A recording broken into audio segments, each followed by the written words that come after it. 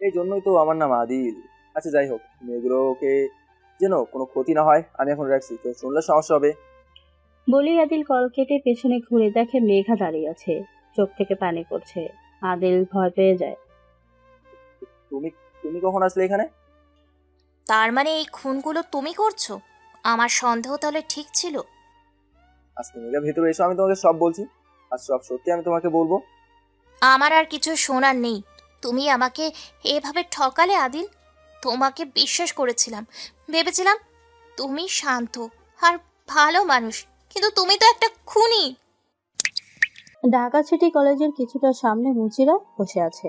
হঠাৎ একটা ছেলে সে তাদের পাশেই বুট পালিশের জিনিসপত্র নিয়ে বসে পড়ে। ছেলেটাকে দেখতে তামিল সিনেমার হিরোর মতো, মুখে গোফ, খোঁচা খোঁচা দাড়ি। ওদের মধ্যে রফিক বলে, তুমি কিডা? এই লাইনে নতুন মনে হইতেছে। এর আগে তো দেখি নাই তোমারে। আমি আদিল, এই লাইনে নতুন আসছি। কিন্তু মিয়া, তোমারে দেখা তো মুচি মনে হয় না, কোনো সিনেমার হিরো লাগে। সিনেমার হিরো আর আমি? কি যে বলো তুমি চাচা, পেটে খাবার জোটে না অভাবে, আর তুমি বলতেছো আমার হিরোর মতো লাগছে। পেটের দায়ে এই পথ বাইসা লইছি। যা কইছো মিয়া, পেটের ক্ষুধা সহ্য করতে না পাইরা আজ আমারও এখানে মুচির কাজ করছি। আচ্ছা চাচা, রোজ টাকার মতো কাম করতে পারবো কত? সেই তো কইতে পারি না, এক এক দিন এক এক রকম হয়। আদিল আর কিছু বলার আগেই কলেজের গেটের সামনে সে একটা ব্ল্যাক কালারের গাড়ি থামে। গাড়ি থেকে একজন লোক নামে, চোখে সাদা ফ্রেমের চশমা, পরনে কালো কোট। গাড়ি থেকে নেমেই লোকটা ভেতরে চলে যায়। আদিল রফিককে বলে, আচ্ছা চাচা, উনি কেডা? এত বড় গাড়ি কইরা আসলো, মনে হয় অনেক বড় লোক, তাই না? উনি এই কলেজের প্রিন্সিপাল স্বপন চৌধুরী। খুব বড় লোক, মাঝে মাঝে আমাগো কাছে আহে জুতা পালিশ করতে, আর খুশি হইয়া আগো বকশিসও দিয়া যায়। তাইলে তো মনে হয় খুব ভালো লোক। আচ্ছা কাম করি চাচা, পরে কথা কমুনে। বলি আদিল সবকিছু গুছিয়ে নিতেই একটা লোক এসে আদিলকে বলে জুতো পলিশ করে দিতে। আদিল লোকটা জুতো পলিশ করে দিতেই লোকটা আদিলকে 10 টাকা দিতেই আদিল বলে, এটা কি দিলেন স্যার? আর 10 টাকা দেন, আমরা গরিব মানুষ, আপনারা না দিলে আমরা চলবো কি করে বলেন? লোকটা কিছু না বলে আদিলকে আর 5 টাকা দিয়ে চলে যায়। কিছুক্ষণ পর একটা মেয়ে এসে বলে, এই, আমার জুতোটা একটু সেলাই করে দাও তো। পাশে যান, আমি পারবো না। আজব লোক তো। একটু আগেই তো দেখলাম একটা লোকের জুতো পালিশ করে দিলেন, তাহলে আমারটা করতে সমস্যা কোথায়? আমার ইচ্ছে, আমি করবো না, এত কথা বলার কি আছে? পাশে চাচাকে দিন, উনি করে দেবে। কর্নার আগে কটমট করতে করতে পাশের দোকান থেকে জুতা সেলাই করে কলেজের ভেতর চলে যায়। রফিক আদিলকে বলে, এটা কি কইলো? তুমি মেয়েটার জুতা সেলাই কইরা দিলা না কেন? আমরা তো ডাইকা ডাইকা আমাগো কাছে আনি, আর তুমি করলা না। মাইয়া মানুষের জুতাতে আমি হাত দিয়ে মনে চাচা। আর মাইয়া মানুষ কিপটে হয়। রেস্টুরেন্টে খাবার খেয়ে ওয়েটারকে 100 টাকা টিপস দিতে পারে, কিন্তু আমাদের সেই গনে গনে 10 টাকা দেবে। কথাটা অবশ্য হাসাই কইছো। এরপর তাদের মধ্যে আরো টুকটাক কথা চলতে থাকে।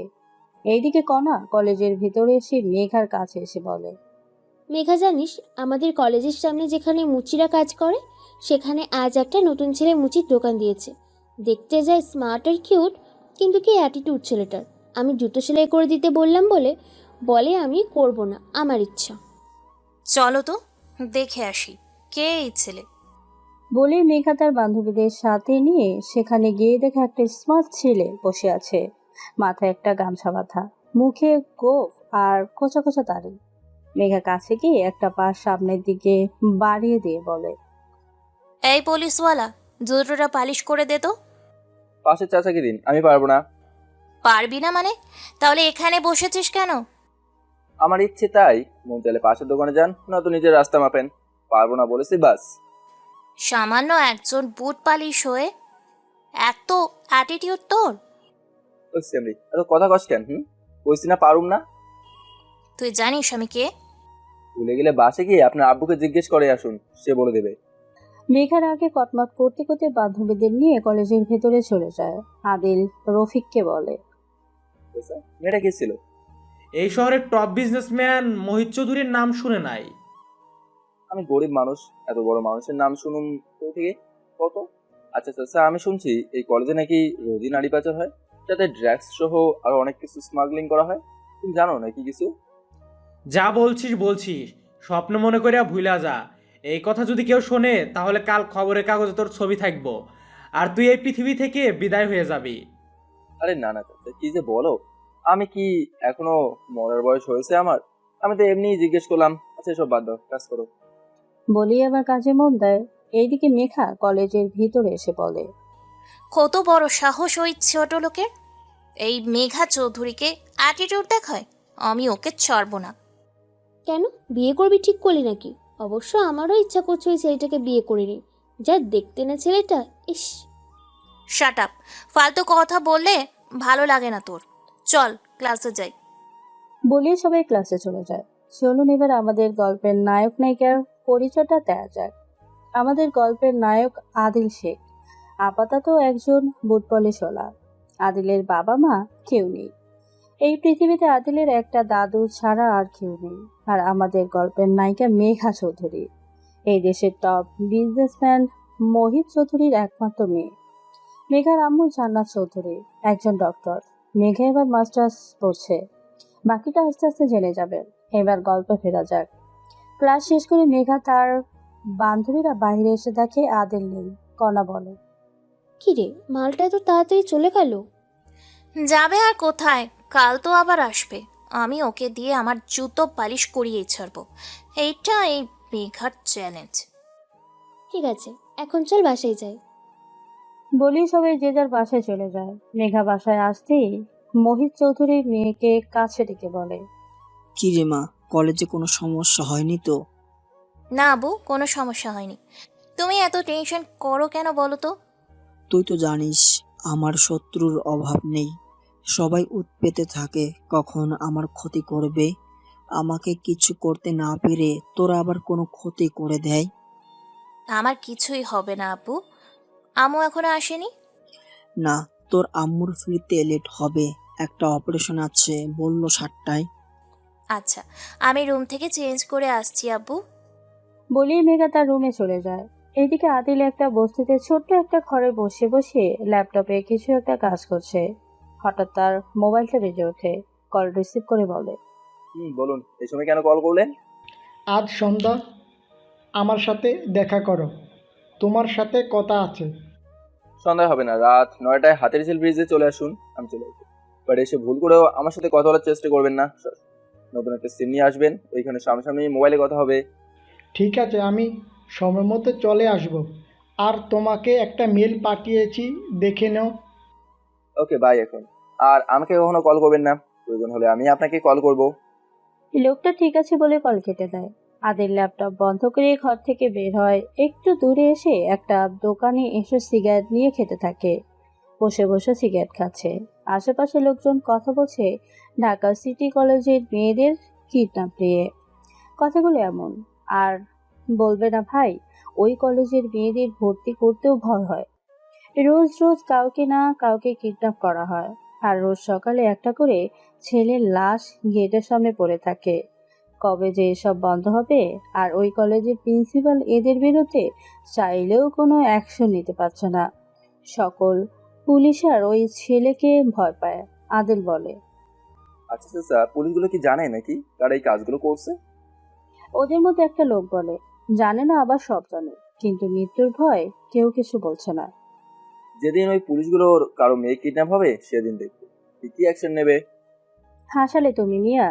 তিনি আগে ডিআইজির মেয়েকে কলেজ থেকে কেউ কিডন্যাপ করেছে, এখনো সন্ধান পাওয়া যায়নি। এই কথা শুনে আদিল আর কিছু না বলে সেখান থেকে নিজের বস্তিতে চলে আসে। সন্ধ্যা 7টা এখন। মেঘা তার আব্বুর কাছে এসে বলে, আব্বু, আমি বান্ধবীদের সাথে একটু বাহিরে যাচ্ছি। 10টার মধ্যে চলে আসবো।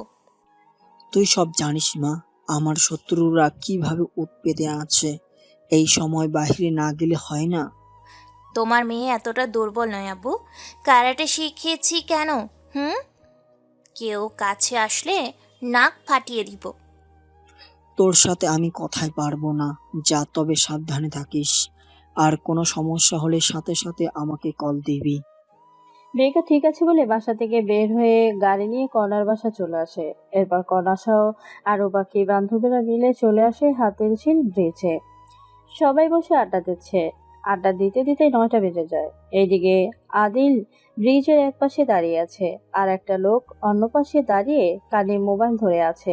আদিল বলে, বলুন, কেন এত জরুরি খবর দিয়ে আসতে বললেন?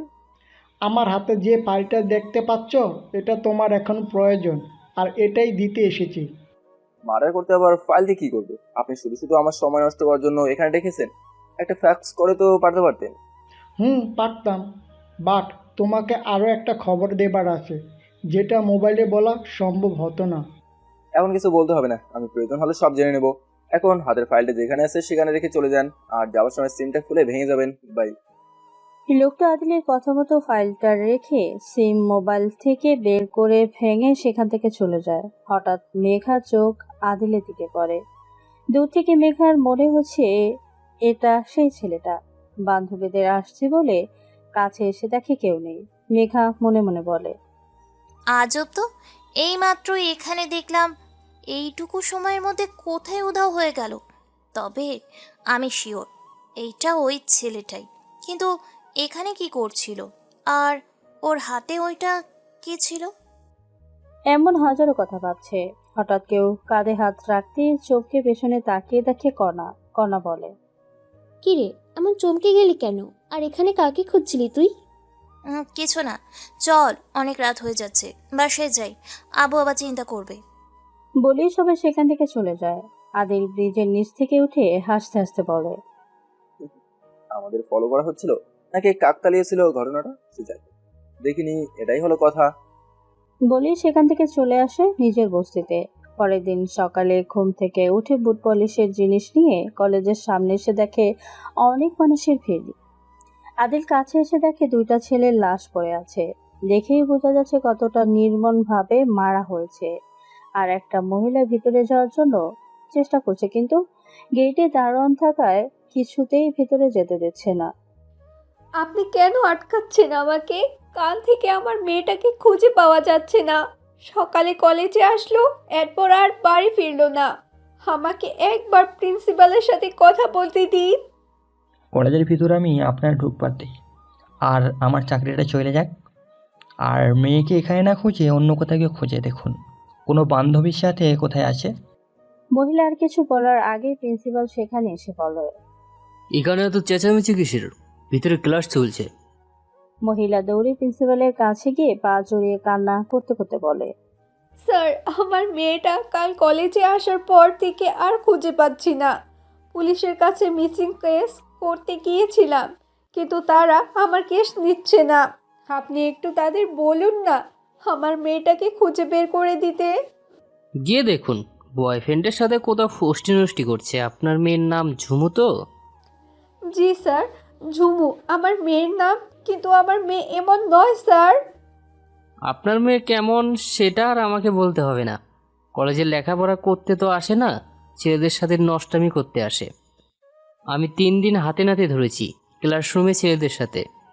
এখানেও নাটক না করে গিয়ে দেখুন কোন বয়ফ্রেন্ডের সাথে পালিয়ে গেছে। দারোয়ান, গেট বন্ধ করে দাও। বলেই প্রিন্সিপাল চলে যায়। দারোয়ান সাথে সাথে গেট বন্ধ করে দেয়।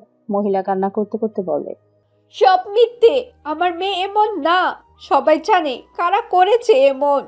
আজ আমার মেয়ে কিডন্যাপ হয়েছে, তাই কোনো কাজ করছেন না। যেদিন আপনার মেয়েকে কিডন্যাপ করা হবে সেদিন বুঝবেন সন্তান হারানোর কষ্ট কাকে বলে। এটা এই সন্তান হারা মায়ের অভিশাপ। মিলিয়ে নিবেন, মিলিয়ে নিবেন।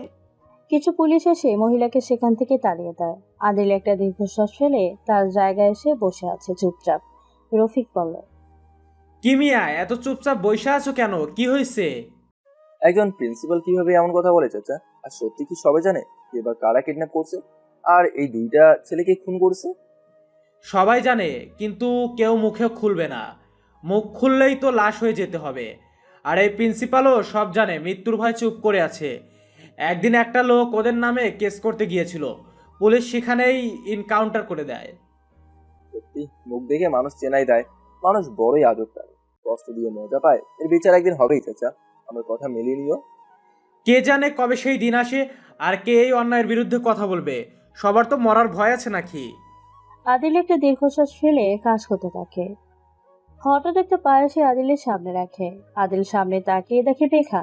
আদিল একটু বিরক্তি নিয়ে বলে, আপনাকে বললাম না কাল আমি কাজ করব না, পাশের দোকানে যান। আরও কারোরটা করিস বা না করিস, আমারটা করতেই হবে। কেন, আপনি কি এদেশের প্রেসিডেন্টের মেয়ে নাকি যে আপনার কাজ আমাকে করতেই হবে? আমি কে সেটা তুই সময় হলেই জানতে পারবি। তোর অ্যাটিটিউড যদি আমি না ভাঙি তাহলে আমার নামও মেঘা নয়। যা ইচ্ছে করুন, আপনি যান। আমিও দেখতে চাই আপনি কি করতে পারেন। এই ছেলেরা তো অ্যাটিটিউড কেন আমি বুঝি না। আমি এই ছেলেকে দেখে নিব। এখন চল ক্লাসে যাই। বলি কনার মেঘা ক্লাসে যেতে নিলে নয়ন এসে মেঘার সামনে দাঁড়ায়। নয়নকে দেখে মেঘা বলে, কি হয়েছে, এমন ভূতের মতো সামনে দাঁড়ালে কেন? তুমি আমার সাথে সবসময় এমন করে কথা বলো কেন মেঘা? তুমি জানো আমি তোমাকে কতটা ভালোবাসি। বাট আমি তোমাকে ভালোবাসি না। মেঘা, আমার মতো আর কেউ তোমাকে এতটা ভালোবাসবে না।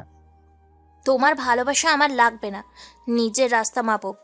চল তো কনা এখান থেকে। বলি মেঘা কনাকে নিয়ে ক্লাসে চলে যায়। প্রিন্সিপাল নয়নের কাছে এসে বলে, এই তোমার ক্লাস নেই? এখানে কি করছো? একটা কাজ ঠিক মতো হয় না তোমাকে দিয়ে, আর এই মেয়ের পিছনে পড়ে আছো কেন? কি আছে এই মেয়ের মাঝে? স্যার, এটা আমার পার্সোনাল বিষয়, আপনার এই নিয়ে নাক গলাতে হবে না। আর আপনি ভালো করেই জানেন আমি কাজে কিনা। দিন দিন তোমার সাহস বেড়ে যাচ্ছে নয়ন। এটা ভুলে যেও না আমি চাইলে তোমায় কি করতে পারি। হ্যাঁ হ্যাঁ, কিছুই করতে পারবেন না। শুধু শুধু ফাঁকা আওয়াজ দেওয়া বন্ধ করুন। আর আমি আমার কাজ ঠিক মতোই করছি। আর রাতে কলেজে এসো, কথা আছে, সাথে তোমার বন্ধুদেরও নিয়ে এসো। নয়ন ঠিক আছে বলে চলে যায়। এইদিকে আদিল বসে বসে কিছু নিয়ে গভীর ভাবনায় আছে। হঠাৎ মোবাইলটা বেজে ওঠে। মোবাইলটা হাতে নিয়ে দেখে তার দাদু কল করেছে। আদিল একটু দূরে গিয়ে কল রিসিভ করে বলে, কি ব্রো, আমাকে মিস করছো বুঝি? তুই তো আর মিস করিস না, বাসায় ফিরবি করবে দাদু ভাই। খুব তাড়াতাড়ি ফিরবো দাদু। তোমার শরীর কেমন? ঠিক মতো ওষুধ নিচ্ছ তো? সব ঠিক আছে। তোকে খুব দেখতে ইচ্ছে করে দাদু ভাই। আমি আমার কাজ শেষ করে খুব দ্রুতই তোমার কাছে চলে আসছি দাদু ভাই। তুমি নিজের খেয়াল রেখো, আমি এখন রাখছি। তুইও নিজের খেয়াল রাখিস। আদিল ঠিক আছে বলে কল কেটে পেছনে ঘুরে দেখে মেঘা আর কণা দাঁড়িয়ে আছে তার পেছনে। আদিল কিছুটা ভয় পায়, কিন্তু সেটা মেঘাকে বুঝতে না দিয়ে পাশ কাটিয়ে চলে যেতে নিলে মেঘা বলে, এই মুচি শোন, আমার নাম মুচি না, আদিল। আর মানুষকে সম্মান দিয়ে কথা বলতে শিখুন, তবেই আপনি অন্যের থেকে সম্মান পাবেন। এখন তুই আমাকে ভদ্রতা শেখাবি? সামান্য একজন মুচি হয়ে এত কিসের অহংকার তোর, হ্যাঁ? My life my rules. আপনি কি? মুচি আবার ইংরেজিও জানে দেখছি। তা এইটুকুই শিখেছিস নাকি আরো কিছু জানিস? ফালতু এখানে সময় নষ্ট না করে নিজের ক্লাসে যান। আপনার বাবা মা আপনাকে অনেক কষ্ট করে লেখাপড়া করাচ্ছে, তাদের কথা ভাবুন একটু। বলি আদিল চলে যায়। মেঘা বেশ অবাক হয় আদিলের কথা শুনে। কণা বলে, দেখলি কিভাবে কথা বলে গেল? দেখেছি, তবে কথাটা খারাপ বলেনি কিন্তু। কি রে, তুই আবার এর প্রেমে পড়ে গেলি নাকি? অবশ্য তুই কেন, যে কোনো মেয়েই এর প্রেমে পড়বে। যা দেখতে ইচ্ছা করে খেয়ে ফেলি চকলেটের মতো। ছি, কি বলিস তুই এগুলো? রুহি কি রাক্ষসী নাকি একটা মানুষ খেয়ে ফেলবি? তুই বুঝবি না বান্ধবী, যদি আমার লাইফে অমিত না থাকতো তাহলে আমি একে প্রপোজ করে বসে থাকতাম। তোর বয়ফ্রেন্ড শুনলে হার্ট অ্যাটাক করবে। বলেই দুই বান্ধবী হাসতে হাসতে কলেজের ভেতরে চলে যায়। আদিল নিজের জায়গায় এসে বসে আছে। হঠাৎ দেখে এই কলেজের প্রিন্সিপাল কারোর সাথে মোবাইলে রাগারাগি করতে করতে বেরোচ্ছে। আদিল রফিককে বলে, প্রিন্সিপাল তো খেপে আছে নাকি? সবসময় এমনই করে নাকি? মাঝে মাঝে দেখি এমন করে। বড়লোক মানুষ হয়তো কেউ কথা শোনে নাই তাই এমন করে। হতে পারে। আচ্ছা কাজ করো, আমি বাড়ি যাই, ভালো লাগছে না। আজ তো 1 টাকার কাজও করলে না, খাবি কি তুই আজকে? বাড়িতে খাবার এসেছে, আজকে হয়ে যাবে। এই নে 100 টাকা, আজকে চলিস, আর তোর কাছে যখন মনে হয় আমারে দিস। আরে না চাচা, লাগবে না। আমার এই 100 টাকা দিয়ে দিলে তুমি চলবে কেমনে? আমার কাছে কিছু আছে, আর তাছাড়া আমি তো আর বেশ কিছু সময় কাজ করব। ঠিক আছে, তবে আমি যখন দিব তখন কিন্তু ফেরত দিতে হবে। আচ্ছা নিব। বলি আদিলকে 100 টাকা দেয় রফিক। আদিল টাকা নিয়ে একটা হাসি মুখে চলে যায় নিজের বস্তুতে। এইদিকে মেঘা ক্লাস শেষ করে বের হয়ে এসে দেখে আদিল নেই। রফিকের কাছে এসে মেঘা বলে, এখানে যে বসে সে কোথায়? আপনি কি আদিলের কথা বলছেন? ও তো চলে গেছে বাসায়। এত তাড়াতাড়ি চলে গেল? আচ্ছা, ধন্যবাদ। বলে মেঘা কনাকে বিদায় দিয়ে চলে যায়। রাত এখন প্রায় 12টা। আদিল তার বাসা থেকে বের হয়ে কলেজের সামনে এসে ভিতরে উকি দিচ্ছে। হঠাৎ নয়ন পেছন থেকে এসে আদিলকে বলে। এই কে তুই? আর এত রাতে এখানে কি করছিস? আদিল চমকে গিয়ে পেছনে তাকিয়ে দেখে একটা ছেলে রাগে লুকিয়ে তার দিকে তাকিয়ে আছে। আদিল শান্ত কণ্ঠে বলে। জি, আমি আদিল, মুচির কাজ করি। বাড়ি ফিরছিলাম, হঠাৎ এখানে একটা শব্দ শুনে দেখছিলাম। কিছু শব্দ। এখান থেকে চলে যা, আর ভুল করেও এখানে আসবে না রাতের বেলা। কেন ভাই, এখানে রাতে আসলে কি ভূতে ধরে? নয়ন আদিলের গালে থাপ্পড় দিয়ে রাগী কণ্ঠে বলে। এত কথা বলতে কে বলেছে তোকে? এখান থেকে যেতে বলেছি, চুপচাপ যা, নয়তো খবর করে ছেড়ে দেবো। আপনি আমাকে মারলেন কেন? আমি তো চলে যাচ্ছিলাম। নয়ন আদিলের কলার ধরে ধাক্কা দিয়ে ফেলে দিয়ে বলে। আর কখনো এখানে দেখলে জানে মেরে ফেলবো। যা ভাগ শালা মুসি। বলি নয়ন চলে যায় কলেজের ভেতরে। আদিল বসে পায়ের উপর পা রেখে মনে মনে বলে। এখানে তো আমাকে আসতেই হবে, একবার নয় বারবার আসতে হবে। If you think you are bad but you do not know I am your dad. বলি আদিল হাঁটতে থাকে। মেঘা নিজের রুমে বারান্দায় বসে আছে। হঠাৎ রাস্তা আদিলকে দেখে একটু অবাক হয়, মনে মনে বলে। এত রাতে আদিল এখানে? সেই দিনও হাতির ঝিল ব্রিজে দেখলাম, আজও এত রাতে এখানে। সেই দিন পালিয়ে গেল, আজ আর পারবে না চান্দু। বলি মেঘা দৌড়ে নিচে এসে দেখে আদিল কোথাও নেই। চারপাশে তাকাচ্ছে মেঘা, কোথাও না দেখে একা একা বলতে থাকে। এই ছেলে কি ম্যাজিক জানে নাকি? একটু সময়ের মধ্যেই উধাও হয়ে গেল। বলি বাসার ভেতরে ঢুকতেই মেঘার আব্বু মোহিত চৌধুরী এত রাতে মেয়ে বাহির থেকে আসতে দেখে বলে। কিরে মা, তুই এত রাতে বাহিরে কেন গিয়েছিলি? এমনি আব্বু, রুমে ভালো লাগছিল না, তাই একটু বাহিরে গিয়েছিলাম। তুই কেন বারবার ভুলে যাস চারপাশে আমার শত্রুর উৎপেত আছে? এত চিন্তা করো না তো আপু, আমার কেউ কিছুই করতে পারবে না। অনেক রাত হয়ে গেছে, যাও রুমে গিয়ে শুয়ে পড়ো। আমিও যাই, ঘুমিয়ে পড়ি, কাল আবার ক্লাস আছে। বলেই মেঘা চলে যায়। মোহিত চৌধুরী মনে মনে ঠিক করে তার মেয়ের জন্য একজন বডিগার্ড রাখতেই হবে, নয়তো তার শত্রুরা তার মেয়েকে যে কোনো সময় ক্ষতি করতে পারে। এসব ভাবতে ভাবতেই রুমে এসে শুয়ে পড়ে। এদিকে আদিল রুমে বসে ল্যাপটপে কিছু কাজ করছে, মুখে চিন্তার ছাপ স্পষ্ট। একটা দীর্ঘশ্বাস ছেড়ে ল্যাপটপ বন্ধ করে শুয়ে পড়ে। পরের দিন সকালে আদিল কলেজের সামনে এসে দেখে অনেক মানুষের ভিড়। আদিল কাছে গিয়ে দেখে একটা ছেলেকে নির্মমভাবে হত্যা করা হয়েছে। শরীরের সমস্ত জায়গায় ছুরির আঘাত, চোখ তুলে নেওয়া হয়েছে, গালের চামড়া 2 ভাগ হয়ে আছে। প্রিন্সিপাল পকেটে হাত দিয়ে দাঁড়িয়ে আছে। ছেলেটার মা তার ছেলের লাশ জড়িয়ে ধরে কান্না করছে। আদিল একটা দীর্ঘশ্বাস ছেড়ে আকাশের দিকে তাকিয়ে আছে। প্রিন্সিপাল পুলিশকে বলে। এখান থেকে লাশ নিয়ে যাওয়ার ব্যবস্থা করুন। পুলিশ ছেলেটার লাশ ধরতে গেলে ছেলের মা কান্না করতে করতে বলে। না, ছুবেন না আমার ছেলেকে। আগে আমার ছেলের খুনিদের খুঁজে বের করে শাস্তি দিন। আমার ছেলের খুনিদের বিচার না হওয়া পর্যন্ত আমি আমার ছেলের লাশ কোথাও নিতে দিব না। এখানে নাটক না করে ছেলের লাশ কবর দেওয়ার ব্যবস্থা করুন। ছেলে কলেজে এসে কি করে জানেন না আপনি? ড্রাগস নেয় আপনার ছেলে, হয়তো নেশার জন্য বন্ধুদের সাথে মারামারি করেছে, আর তারাই মেরে ফেলে গেছে। অফিসার, এখান থেকে লাশ নিয়ে যাওয়ার ব্যবস্থা করুন। 5 মিনিটের মধ্যে আমি জায়গা খালি চাই। 2 জন মহিলা পুলিশ এসে ছেলেটার মাকে টেনে সরিয়ে দেয়। 3 জন পুলিশ এসে ছেলেটার লাশ নিয়ে গাড়িতে তোলে। মহিলাটা কান্না করতে করতে বলে। আমার ছেলেকে যারা এমন নির্মমভাবে হত্যা করেছে তাদের বিচার একদিন হবে। উপরে আল্লাহ আছে, সে কাউকে না কাউকে এই অন্যায় থামাতে ঠিকই পাঠাবে। প্রিন্সিপাল কিছু না বলে ভিতরে গিয়ে দারোয়ানকে বলে গেট বন্ধ করে দিতে। দারোয়ান গেট বন্ধ করে দিতেই আদিল এসে তার জায়গায় বসে মাথায় হাত দিয়ে কিছু ভাবছে। রফিক বলে। কি হয়েছে, এত কি ভাবছো? কেমন প্রিন্সিপাল উনি? ওনার কলেজে রোজ মার্ডার হয়, মেয়েদের কিডন্যাপ করা হয়, আর উনি তার কোনো অ্যাকশন না নিয়ে এসব বলে? আমরা গরিব মানুষ, কাজ করে খাই, এসব নিয়ে আমাদের মাথা ঘামানোর কিছু নাই বাবা। তুইও এসব নিয়ে ভাবিস না, কাজে মন দে। এভাবে কতদিন চলবে আর চাচা? তোর যদি মরার ইচ্ছে না থাকে তাহলে সব বাদ দিয়ে কাজ কর। আদিল আর কিছু না বলে চুপচাপ কাজ হতে থাকে। আজ আর মেঘা এসে আদিলকে বিরক্ত করেনি। আদিল আরো কিছু সময় কাজ করে বাসা চলে যায়। বাসায় গিয়ে কাউকে কল করে। ওপাশের লোকটা কল রিসিভ করে বলে, আদিল বলো। আর কতদিন অপেক্ষা করতে হবে? এখনো আমরা কোনো কিছুই জানতে পারিনি, তাই কিছুই করতে পারবো। যেভাবে চলেছে চলতে দাও। আর কতজনকে মরতে হবে বলতে পারেন?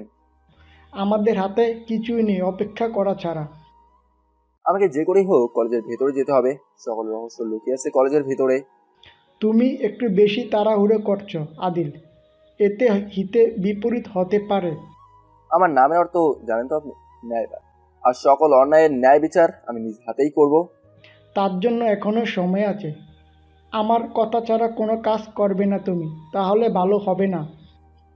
আদিল রেগে কল কেটে দেয়। মোবাইল ছুঁড়ে ফেলে দিয়ে বাসা থেকে বের হয়ে যায়। সারাদিন এদিক সেদিক ঘোরাঘুরি করে রাতে বাসায় ফিরল। হঠাৎ দেখে কিছু লোক মিলে একজনকে মারছে। আদিল দৌড়ে গিয়ে সবাইকে ধাক্কা মেরে ফেলে দিয়ে বলে, আরে ভাই কি করছেন? এতগুলো লোক মিলে একজন মানুষকে মারছেন কেন?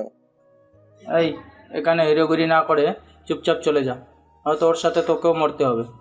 মরতে হবে মানে? আঙ্কেল এরা কারা আর আপনাকে কেন মারতে চায়? বাবা, আমি একজন বিজনেসম্যান। আমার কোম্পানি লাস্ট 2 বছরে অনেক উন্নতি করে, আর ওদের বস মেহেদির আমার জন্য অনেক লস হয়, আর সেই থেকে ওরা আমাকে মারার জন্য চেষ্টা করছে। এই, এখনো ভালো করে বলছি, যদি বাঁচতে চাস তো এখান থেকে চলে যা। আমার নাম আদিল, আর আদিল অর্থ ন্যায়বান। আমার চোখের সামনে অন্যায় হবে আর আমি চুপচাপ চলে যাব, এটা তুমি ভাবলে কি করে?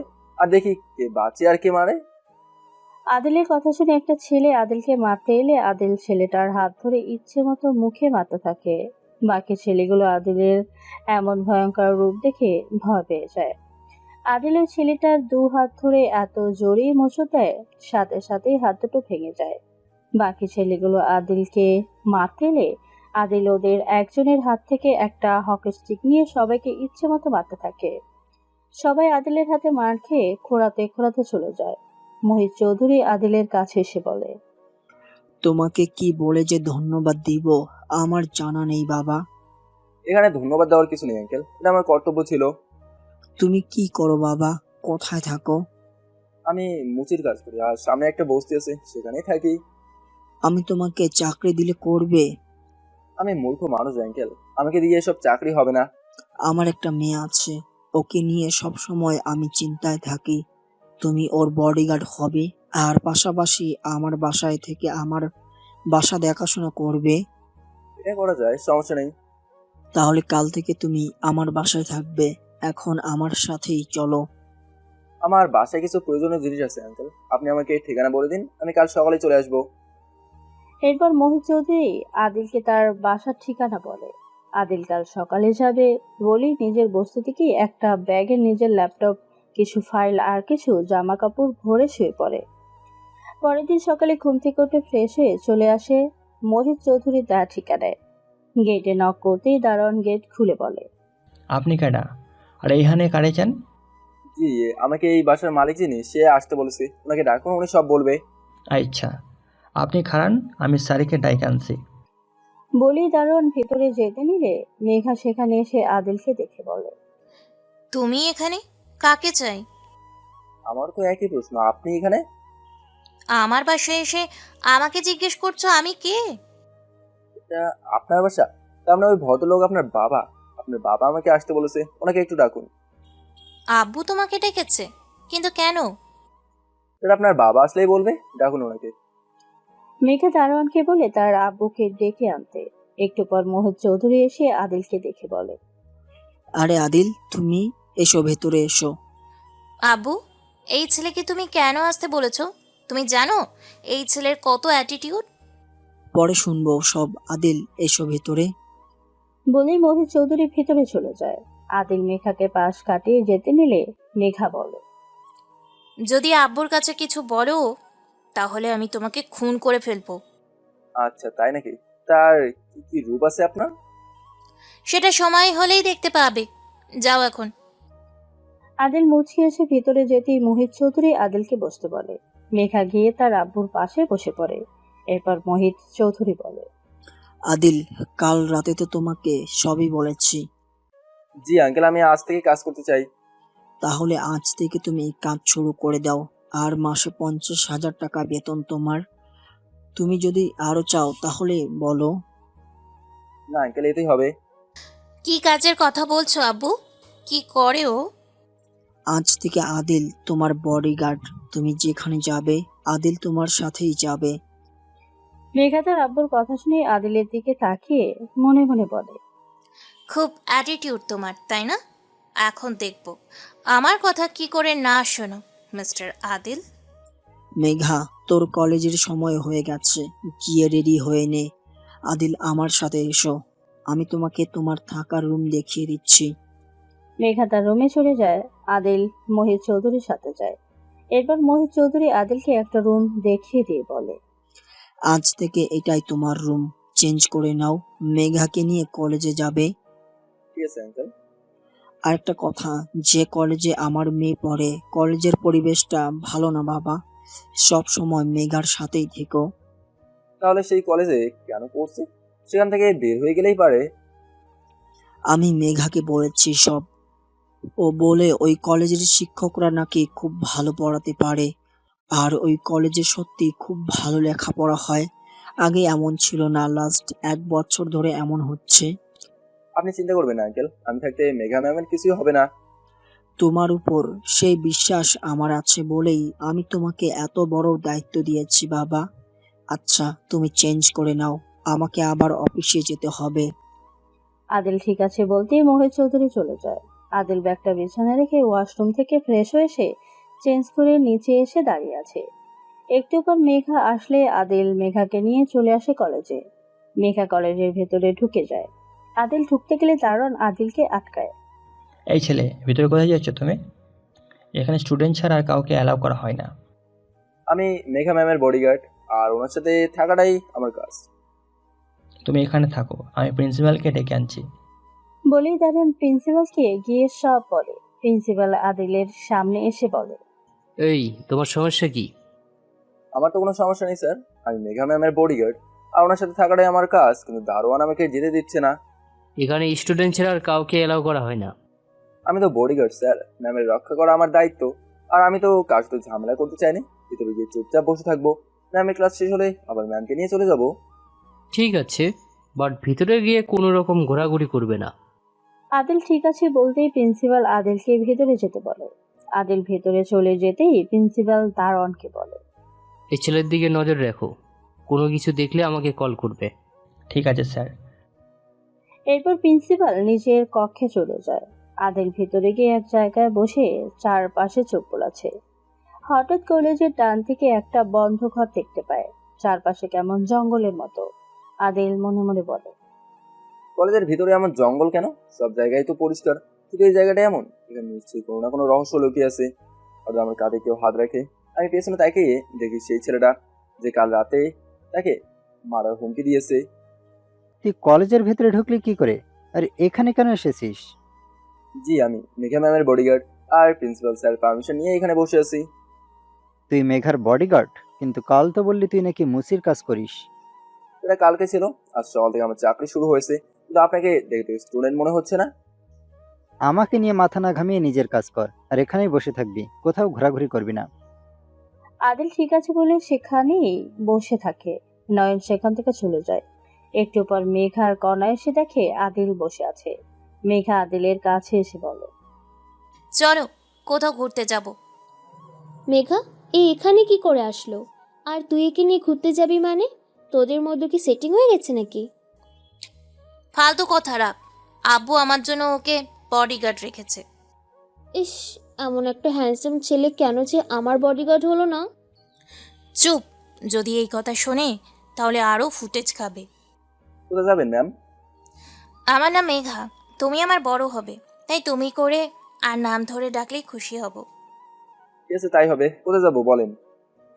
নদীর পাড়ে আমার খুব ভালো লাগে, চলো সেখানেই যাই। আদিল ঠিক আছে বলে হাঁটছে। কণা আদিলের পেছনে যাচ্ছে। গেটের বাইরে গিয়ে মেঘা কণাকে বলে, তুই বাড়ি চলে যা। আমি সাথে আসলে বুঝি প্রবলেম হবে তোর? বেশি কথা বললে তোর ফ্রেন্ডকে বলে দেবো সব। থাক, এত বড় উপকার করতে হবে না। এরপর কণা চলে গেলে মেঘা আদিল গাড়িতে উঠে বসে। মেঘা বলে, তুমি ড্রাইভ করো। সরি, আমি ড্রাইভ করতে পারি না। গাড়ি ড্রাইভ করতে পারো না তুমি? আপনার আব্বুর মতো তো আমার আব্বু এত টাকা পয়সা নেই যে গাড়ি কিনে দেবে, তার জন্য ড্রাইভিং শিখতে হবে। মেঘার কথা না বাড়িয়ে গাড়ি ড্রাইভ করতে থাকে। একটু পর নদীর পাড়ে এসে গাড়ি এক পাশে পার্ক করে দুজনেই বসে পড়ে। আদিল একটু দূরত্ব রেখে বসে মেঘার থেকে। দুজনের মাঝে নীরবতা। নীরবতা ভাঙে মেঘা বলে, আমি ফুচকা খাবো, নিয়ে এসো। টাকা দিন। তোমার কাছে ফুচকা কেনারও টাকা নেই? থাকলেই কি, আপনি কি আমার গার্লফ্রেন্ড নাকি যে আমি আপনাকে ফুচকা কিনে খাওয়াবো? ফুচকা খাওয়ার জন্য গার্লফ্রেন্ড হতে হয় নাকি? ঠিক আছে, এই নাও টাকা।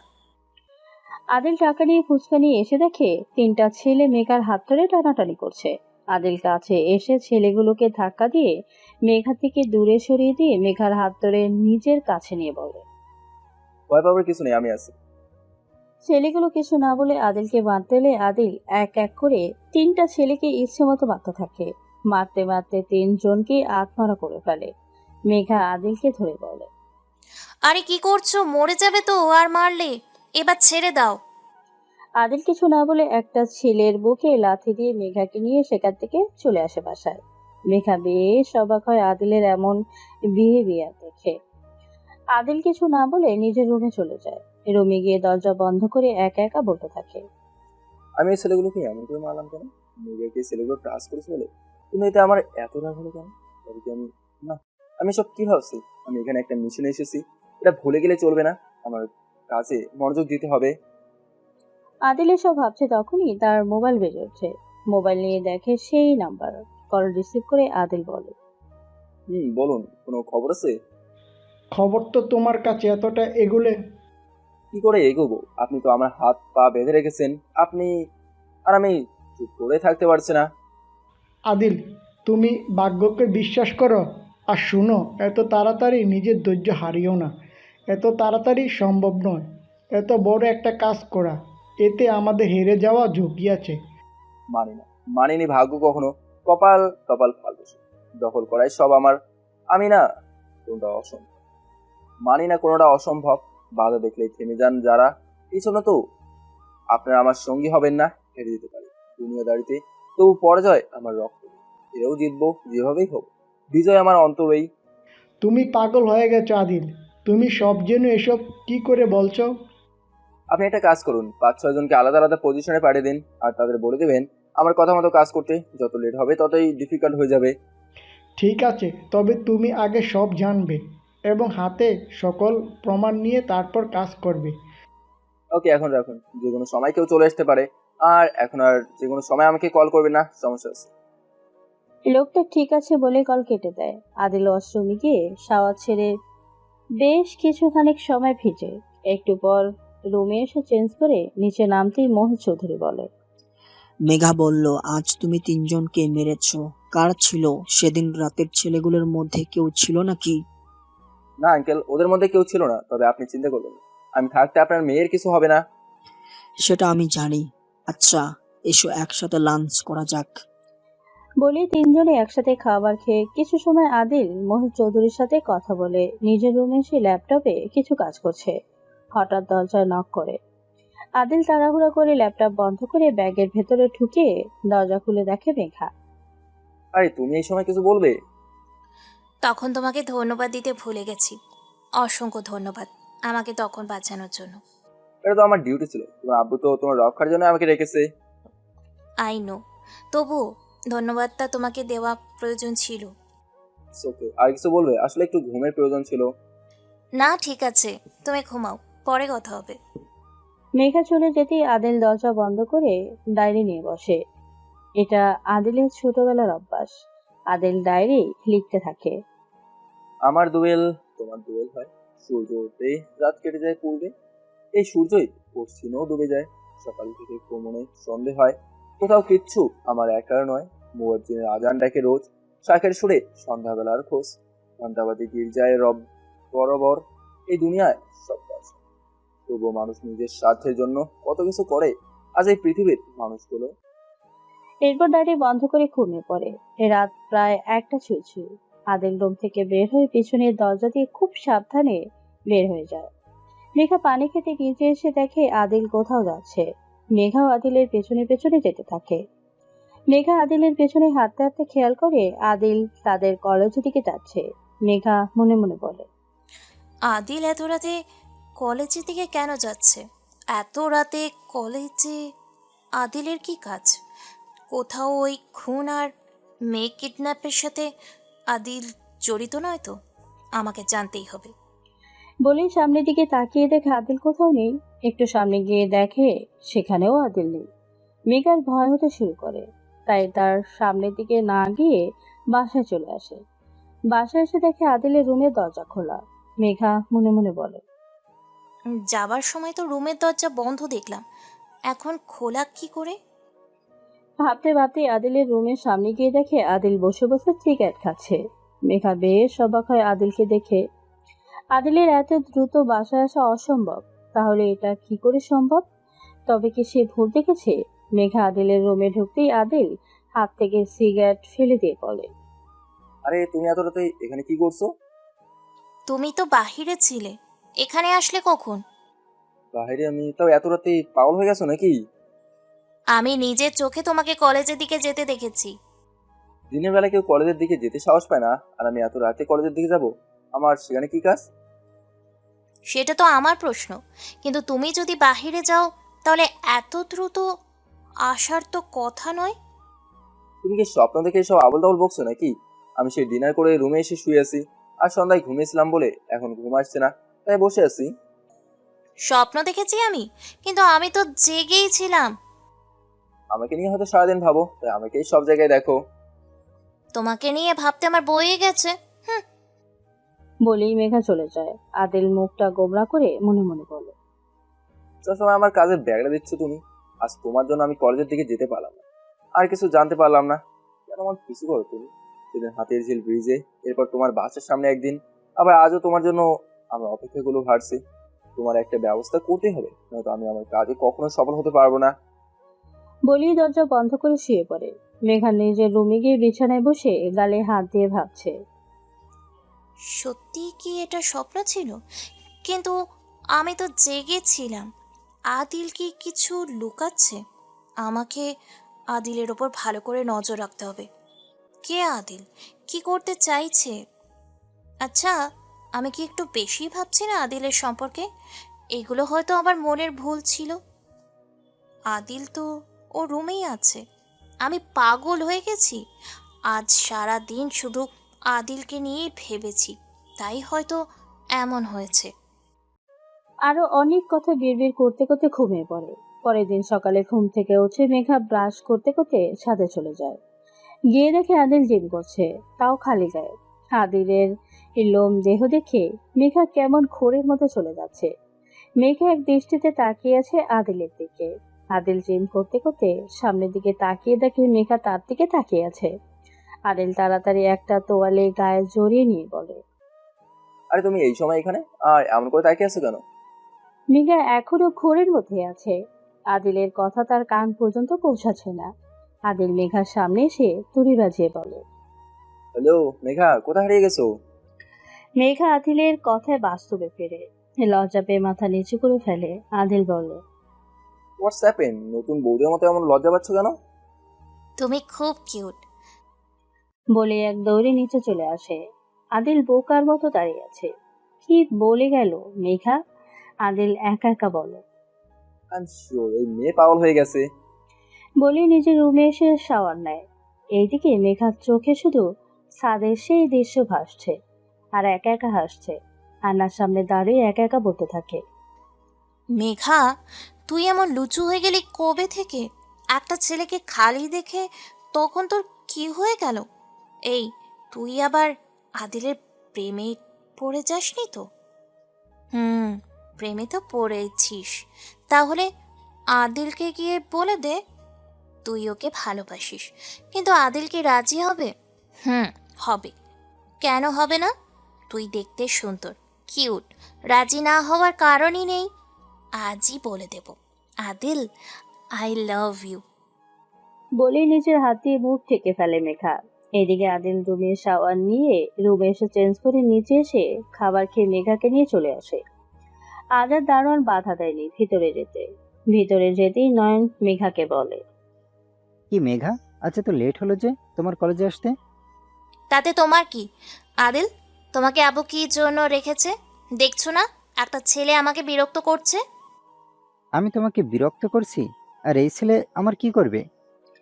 বলে মেঘার হাত ধরতে গেলে আদিল নয়নের হাত ধরে বলল, দেখুন ভাই, মেঘা আপনার সাথে কথা বলতে চায় না, তাই ওকে বিরক্ত না করে নিজের কাজ করুন, যান প্লিজ। তোর সাহস তো কম না, তুই এই নয়নের হাত ধরিস? আজ তোকে আমি। বলে আদিলের গালে থাপ্পড় দেয়। আদিল রাগে লুকে নয়নের দিকে তাকাতে নয়ন আদিলের শার্টের কলার ধরে বলে, তুই কাকে চোখ দেখাচ্ছিস? তুই জানিস আমি চাইলে তোকে এখানেই পুঁতে রাখতে পারি। নয়ন, কি হচ্ছে? আদিলের কলার ছাড়ো। কেন, কি হয় এই ছেলে তোমার?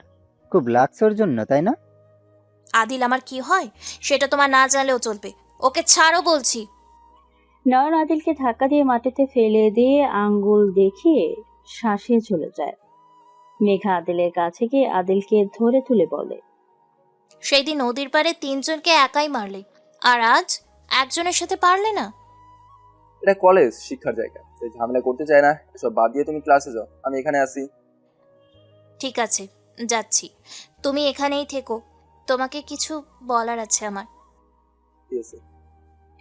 মেঘা চলে যায়। আদিল কলেজ থেকে বের হয়ে রফিকের কাছে গিয়ে বলে, কেমন আছো চাচা? তুই আমাকে ভুলেই গেছিস। তোমাকে ভুলবো কেন চাচা, আসলে নতুন চাকরি, বুঝতেই পারছো। আচ্ছা, আর কেউ মরেনি বা কিডন্যাপ হয়নি? না, আজ এখনো কিছু শুনি, কালও কিছু হবে না। তুমি এত শিওর কি করে চাচা? কাল শুক্রবার না, এর জন্য মনে হয় কেউ থাকে না, তাই এই 2 দিন কোনো খুন খারাপই হয় না। আচ্ছা চাচা, ঠিক আছে। চাচা, সেদিন যে মহিলা এখানে কান্না করলো তার ছেলের লাশ জড়ি ধরে, তার বাসা কোথাও জানো? জানি তো। এখান থেকে ডান দিকে গেলে একটা গলি আছে, যেখানে গেলে ওই মহিলার মতো অনেক দেখতে পারবি। কেউ ছেলেহারা, কেউ মেয়েহারা। ঠিক আছে, তুমি থাকো, আমি আসছি। বলি আদিল সেই গতিতে চলে যায়। গিয়ে দেখে সেই দিনের মহিলাটা যে ছেলের লাশ জড়িয়ে ধরে কান্না করেছে।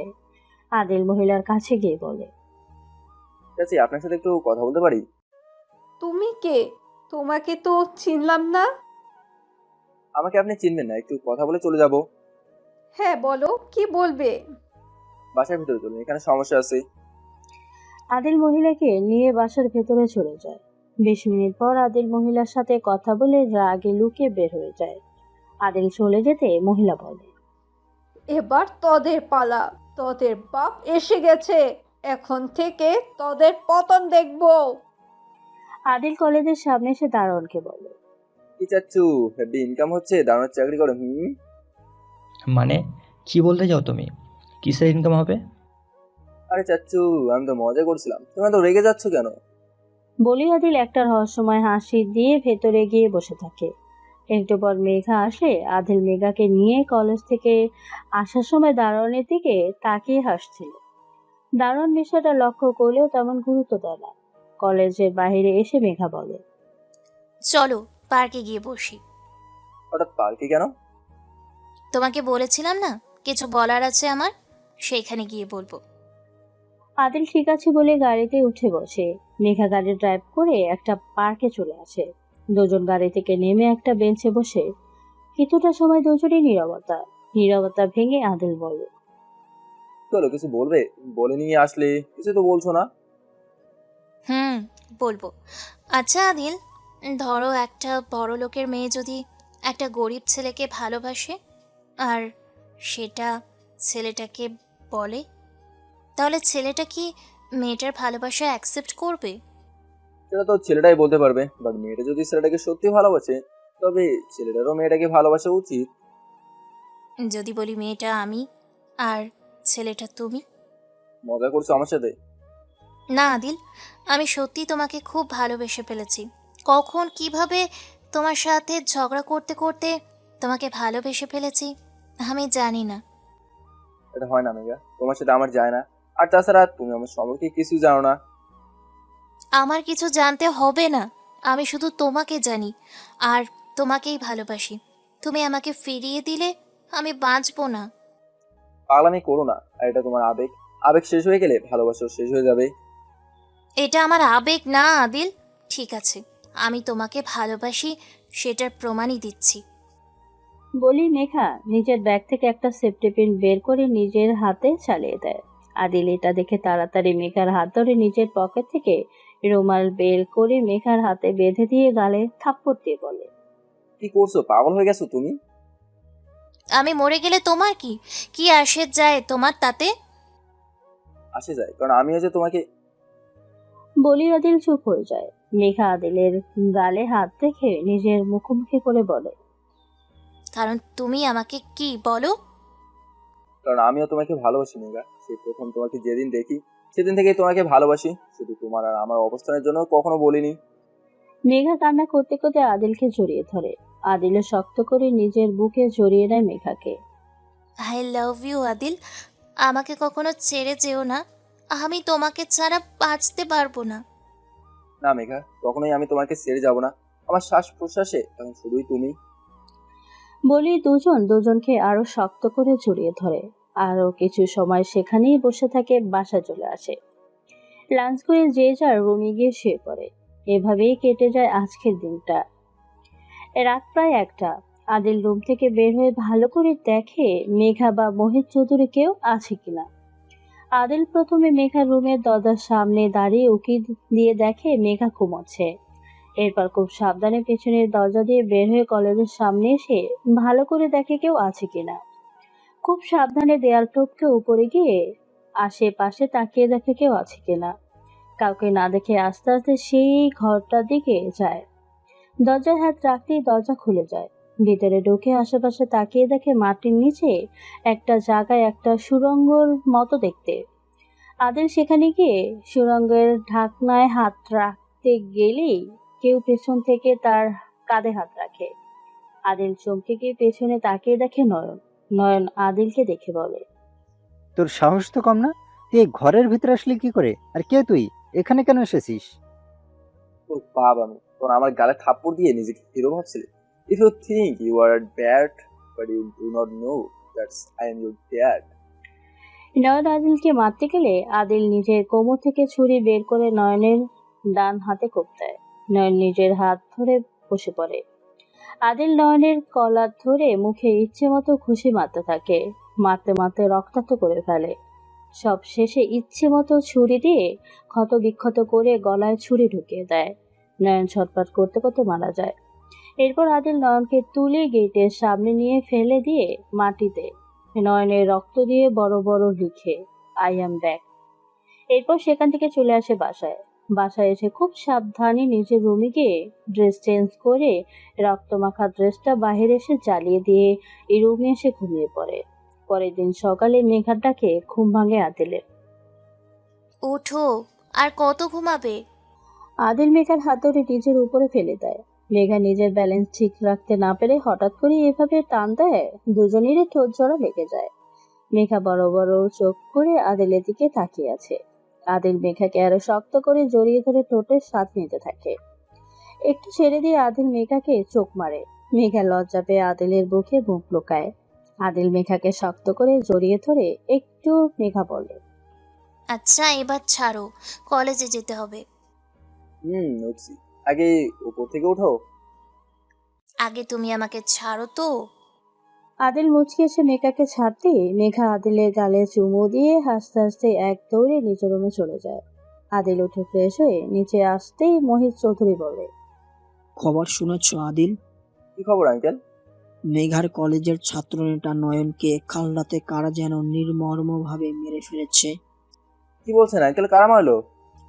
সেটা এখনো জানা যায়নি, তবে নয়ন মরার অনেক মানুষ খুশি হয়েছে। অনেকে তো এটাও ভাবছে এতদিন যে মেয়েগুলো কিডন্যাপ হতো আর খুনগুলো হতো তার সাথে জড়িত ছিল। ও আচ্ছা, হবে হয়তো আঙ্কেল। আচ্ছা আপনি অফিস যাবেন না? যাব। আজ আর কলেজে যেতে হবে না, অনেক ঝামেলা হচ্ছে শুনেছি। মেঘা নিচে আসার সময় ঝামেলার কথা শুনে তার আব্বুকে বলে, কিসের ঝামেলার কথা বলছো আবু? তোর কলেজে আজও খুন হয়েছে, আর আজ তোদের ছাত্রনেতা নয়ন খুন হয়েছে। এই কথা শুনে মেঘা একটু কেমন করে আদিলেতে তাকায়, মনে মনে বলে, কালই আদিলের সাথে ঝামেলা করলো আর আজই নয়ন মারা গেল। আদিল এর সাথে জড়িত নয় তো? না না, কী সব ভাবছি আমি। আদিল কেন এর সাথে জড়িত থাকবে? এই কলেজে তো রোজই কেউ না কেউ খুন হচ্ছে। আদিল খুব ভালো করেই বুঝতে পারছে মেঘা যে তাকে সন্দেহ করছে। মোহিত চৌধুরী বলে, এসো এবার খাবার খেয়ে নাও। এরপর তিনজন একসাথে খাবার খেয়ে নেয়। খাবার খেয়ে মোহিত চৌধুরী অফিসে চলে যায়। আদিল নিজের রুমে বসে ল্যাপটপে কিছু মেল চেক করছে। হঠাৎ দরজা নক করে। আদিল তাড়াতাড়ি সবকিছু বন্ধ ব্যাগের মধ্যে ঢুকিয়ে গিয়ে দরজা খুলে দেখে মেঘা। আরে তুমি এসো ভেতরে। দরজা বন্ধ করে কি করছিলে? এমনি বসেছিলাম, এসো ভেতরে এসো। মেঘা এসে ভিতরে বিছানায় বসে আদিলকে বলে, চলো না কোথাও থেকে ঘুরে আসি। আমাকে এখন একটু বাইরে যেতে হবে, বিকেলে যাই। কোথায় যাবে এখন তুমি? একটু কাজ আছে, এসে বলবো। ঠিক আছে, কিন্তু বিকেলে কিন্তু নিয়ে যেতে হবে। আদিল ঠিক আছে বলে রুম থেকে বের হয়। মেঘার মনে একটু সন্দেহ জাগে, তাই চুপে চুপে আদিলের পেছনে পেছনে যেতে থাকে। আদিল বাসা থেকে বের হয়ে একটা অটোয় উঠতে অটো চলতে থাকে। মেঘাও বাসা থেকে বের হয়ে অটোতে উঠে আদিলকে ফলো করতে থাকে। এইদিকে প্রিন্সিপাল নয়নের লাশের সামনে দাঁড়িয়ে আছে। পুলিশ ভালো করে নয়নের লাশকে দেখে বোঝার চেষ্টা করছে কতটা কষ্ট দিয়ে মেরেছে। দারোয়ান এসে প্রিন্সিপালের কানে কানে বলে, স্যার নয়নকে মারতে পারে। সেটা তো আমি ভাবছি। কাল রাতে নয়ন কলেজে একা ছিল, আর এই সুযোগে কেউ নয়নকে খুন করেছে। যেই করে হোক এটা জানতেই হবে, আর কার এত বড় সাহস। তখনই সেখানে সেই মহিলাটা এসে হাসতে হাসতে বলতে থাকে, শুরু হয়ে গেছে উপরওয়ালা খেলা, সবাইকে মরতে হবে। বাপ বাপ কেউ ছাড়ে না, এক এক করে সবাইকে মরতে হবে, সবাইকে। অফিসার, এই পাগল মহিলাকে এখান থেকে সরান, এমনি মাথা খারাপ হয়ে যাচ্ছে। এতদিন এতগুলো ছাত্র খুন হয়েছে, ছাত্রীদের কিডন্যাপ করা হয়েছে, তখন তো আপনার কিছুই হয়নি। আর আজ এর লাশ দেখে মাথা খারাপ হয়ে গেছে। আজ থেকে সকল পাপীদের বিনাশ হওয়ার দিন, সবাইকে তার পাপের শাস্তি পেতে হবে। প্রিন্সিপাল রাগে কটমট করতে করতে ভেতরে চলে যায়। দুইটা মহিলা পুলিশ এসে মহিলাকে সেখান থেকে টেনে নিয়ে যায়। পুলিশ নয়নের লাশ নিয়ে যায় ময়না তদন্ত করার জন্য। এইদিকে মেঘা এখনো আদিলকে ফলো করছে। হঠাৎ কিছু বাচ্চা এসে মেঘার অটোর সামনে লাফালাফি করতে থাকে। অটোওয়ালা দ্রুত বেগ করে। মেঘা অটো থেকে নেমে বাচ্চাগুলোর সামনে এসে বাচ্চাগুলোকে সরিয়ে সামনে তাকিয়ে দেখে আদিল নেই। মেঘা মনে মনে বলে, উফ, সব বরবাদ হয়ে গেল। বাচ্চাগুলো সব গোলমাল করে দিল। কিন্তু এইটুকু সময়ের মধ্যে আদিল কোথায় গায়েব হয়ে গেল? এমন আরো অনেক কথা ভাবতে ভাবতেই অটোতে উঠে অটোওয়ালাকে বলে সেখান থেকে এসেছে সেখানেই যেতে।